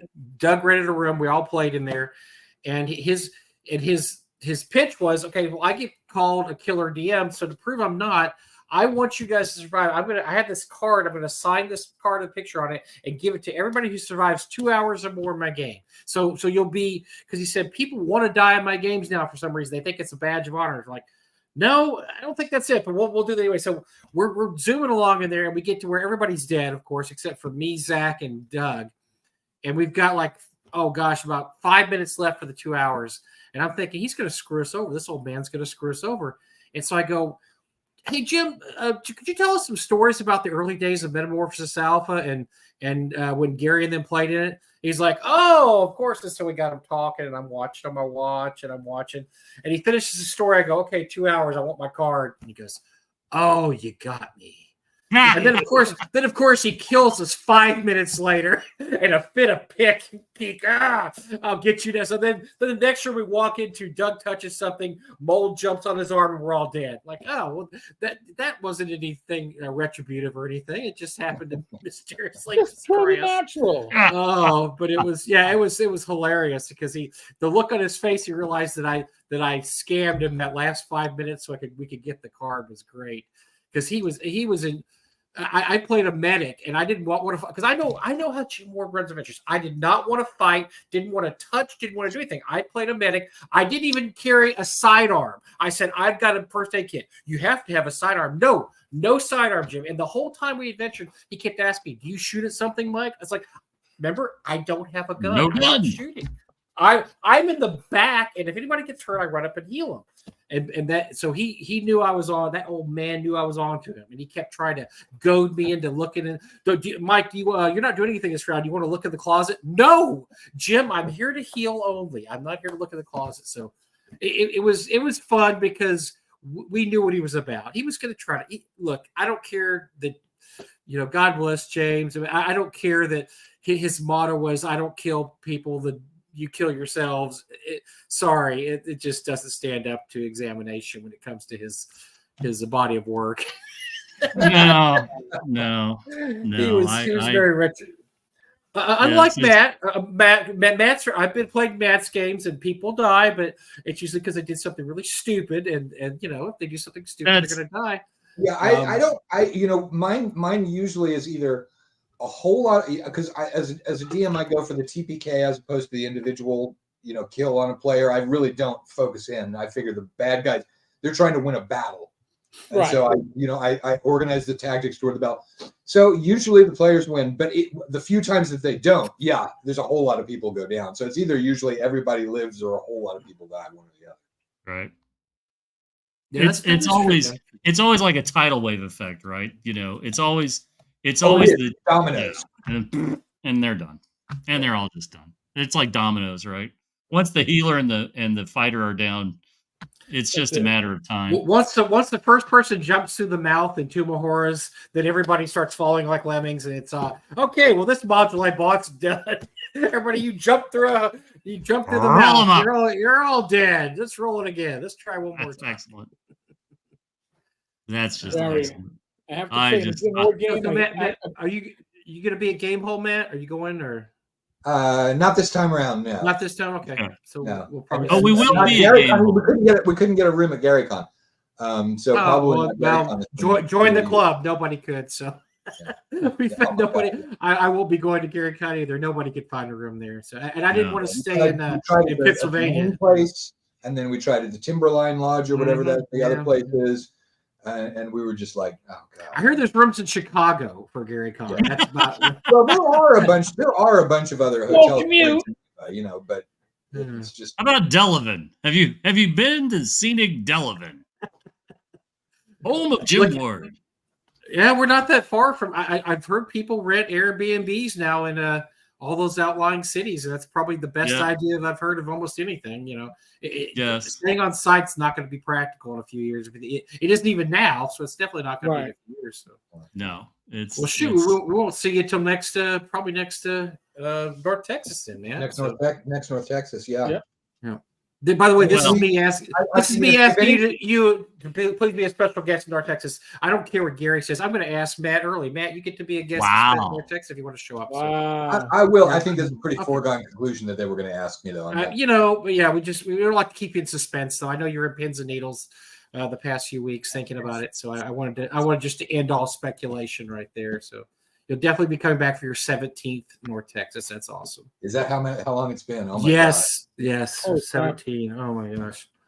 Hard to believe. But yes. Well, and when you look at the effect on Mike, I mean, Mike's only 37 years old. Look at what those 17 conventions have done to him. I started when I was 20. Before and after pictures of presidents. I was only 20, and look at me now. I look like I'm 61. It's weird. What the Oh, heck, man? he's been begging you, Mike. He's been begging you. Oh God, Gary used all caps. Stop, Gary. Stop. Because Stop, Gary. So yeah, it's a long story. Well, that's one of the reasons it's great that Gary's coming to Gamehole Con, because I usually ask the majority of my special guests at Gamehole. Thank you, Alex, for sponsoring my event where I get to ask special guests to my convention by using your convention. I appreciate that, Alex. But by the way, I want to give Alex a thumbs up. He got my friend Gary to come finally. I've been after Gary to come to Gamehole for a while, so thanks, Alex, for helping us out there by putting that pressure on Gary to come. So yeah, Gary and I will be there, and we'll be asking everybody that's there that's a special guest. We'll be asking them to our con, because that's what we do. Well, I will say that we had most of those guys as special guests at our convention first. Alex stole them from us, and now we're going to steal them back from Alex. So. I think the word invited is the word you're looking for, not stole them. They're not property, Mike. They're not property. Are you sure? Come on. Yes, I'm confident of that. I'm very confident of that. So while we're talking about Gamehole, so Eric won't be at Gamehole, but Mike and I will be. We'll also have Gary Oliver. We are planning on doing the show on are we doing Wednesday or Thursday night? Wednesday night. We'll do Wednesday night. So we'll be doing the show on Wednesday night from Gamehole. We'll probably have a panoply of people coming and going through the show, but we're going to do our dead level best to give you some sort of decent show from Gamehole. I'm going to be the auctioneer for the Scott Brand Memorial collectibles auction. I know that we've got some things from Jim Ward's estate that are going to be there that I've seen some pictures. They look amazing. Alex is actually formalizing the list of things, and we should have that out in another week or two. I've got a preview of some items right here. I've got some items going. So let's have a quick preview. How would you like a shrimp wrap copy of Exile on the Savage Coast in Japanese? That will be in the auction. So I'm turning Japanese, you're Domo arigato, Mr. Roboto. Speaking of size small, how would you like a size small Gen Con t-shirt? That, yes, I bought with the thought my grandkids can't even wear this. It's so small. And here's some interesting items. Here's a Dragon magazine, Jim. You will enjoy this. 15, 16, and 17, lovingly marked on the top there, from the collection of Mr. Alan Hammock. And no way. They have the mailing covers. These are hard to find, correct, Jim? E2 is a lover and not a fighter. Yeah. So those are I'm sending those will be coming up with me, and those are going to go on. Those already went on the list that I'm sending to Alex next week. So yeah, it's gonna be great. There is some really good stuff in the auction every year up at Gamehole, and there's going to be some great stuff. I'm surprised at some of the stuff he gets up there. I mean, really, it's just really amazing, the great stuff that he's got. But it's certainly well worth making sure you have Saturday afternoon open and can attend. We have a good time with it. If you can't attend, it will be online. Alex has got that bits and bobs in play, and that should be very good. So a good time for all. But Gamehole is our next big show for all the usual suspects. And please make time to stop by. If you see Mike or myself or Gary or anybody wandering around, please stop us, talk to us. I'll be at the Frog God booth for a lot of it. Oh, by the way, Gary asked, can I be on the show? Come on now, Gary, that's a tough ask. But yeah, I think we can fit you in. You can hang out with Jim and I and be on the show. But yes, I don't know though. That's a tough one. Though. I believe that there will be an appropriate amount of liquor that will be brought and conveyed to the show. I have our favorite wily Canadian who's actually staying with me for a couple of days beforehand, and then I'm giving a ride up to the show and back. But again, all the usual suspects. So we hope to see you all there. We've got next week's show, and then Gamehole is the week after that. So right. Yes. Oh my God. Lots of shenanigans. So. Matt, I think really and truly, you're off to an unbelievable start on the Kickstarter. Thank you so much for hanging out with us as long as you have tonight. Thanks for trying to answer all of the maladjusted questions from the panelists here. I hope we managed to answer all the questions everybody had, especially from the chat. So well, and really and truly, just such a big feather in your hat for both you and Suzy. This is such a well done and well executed. I think everybody's going to be tickled to death. If you haven't backed it yet, absolutely you should back it. It's worth every penny, and it will still be cheaper backing it than it will be after it comes out. Yeah. Don't miss this one. This is one of the ones you don't want to miss. Mike? Amen. It looks really good. Yeah. Well, I'll try to lock down a guest for next week. Next week will be the last time we're actually going to be using StreamYard. We'll probably move to Restream by then, which I've been experimenting with. Looks good. So and it's the same kind of interface. It shouldn't change much for us. And by the way, if you live in New York City, your mayor was indicted. Just came over my phone. Like I got my law enforcement friends telling me that we are now Chicago. So yes, the alert started coming over during the pot, and I was like, "What? What? Oh, okay." Yeah. Don't accept political contributions from entities outside your country. Oh no. What? Yes.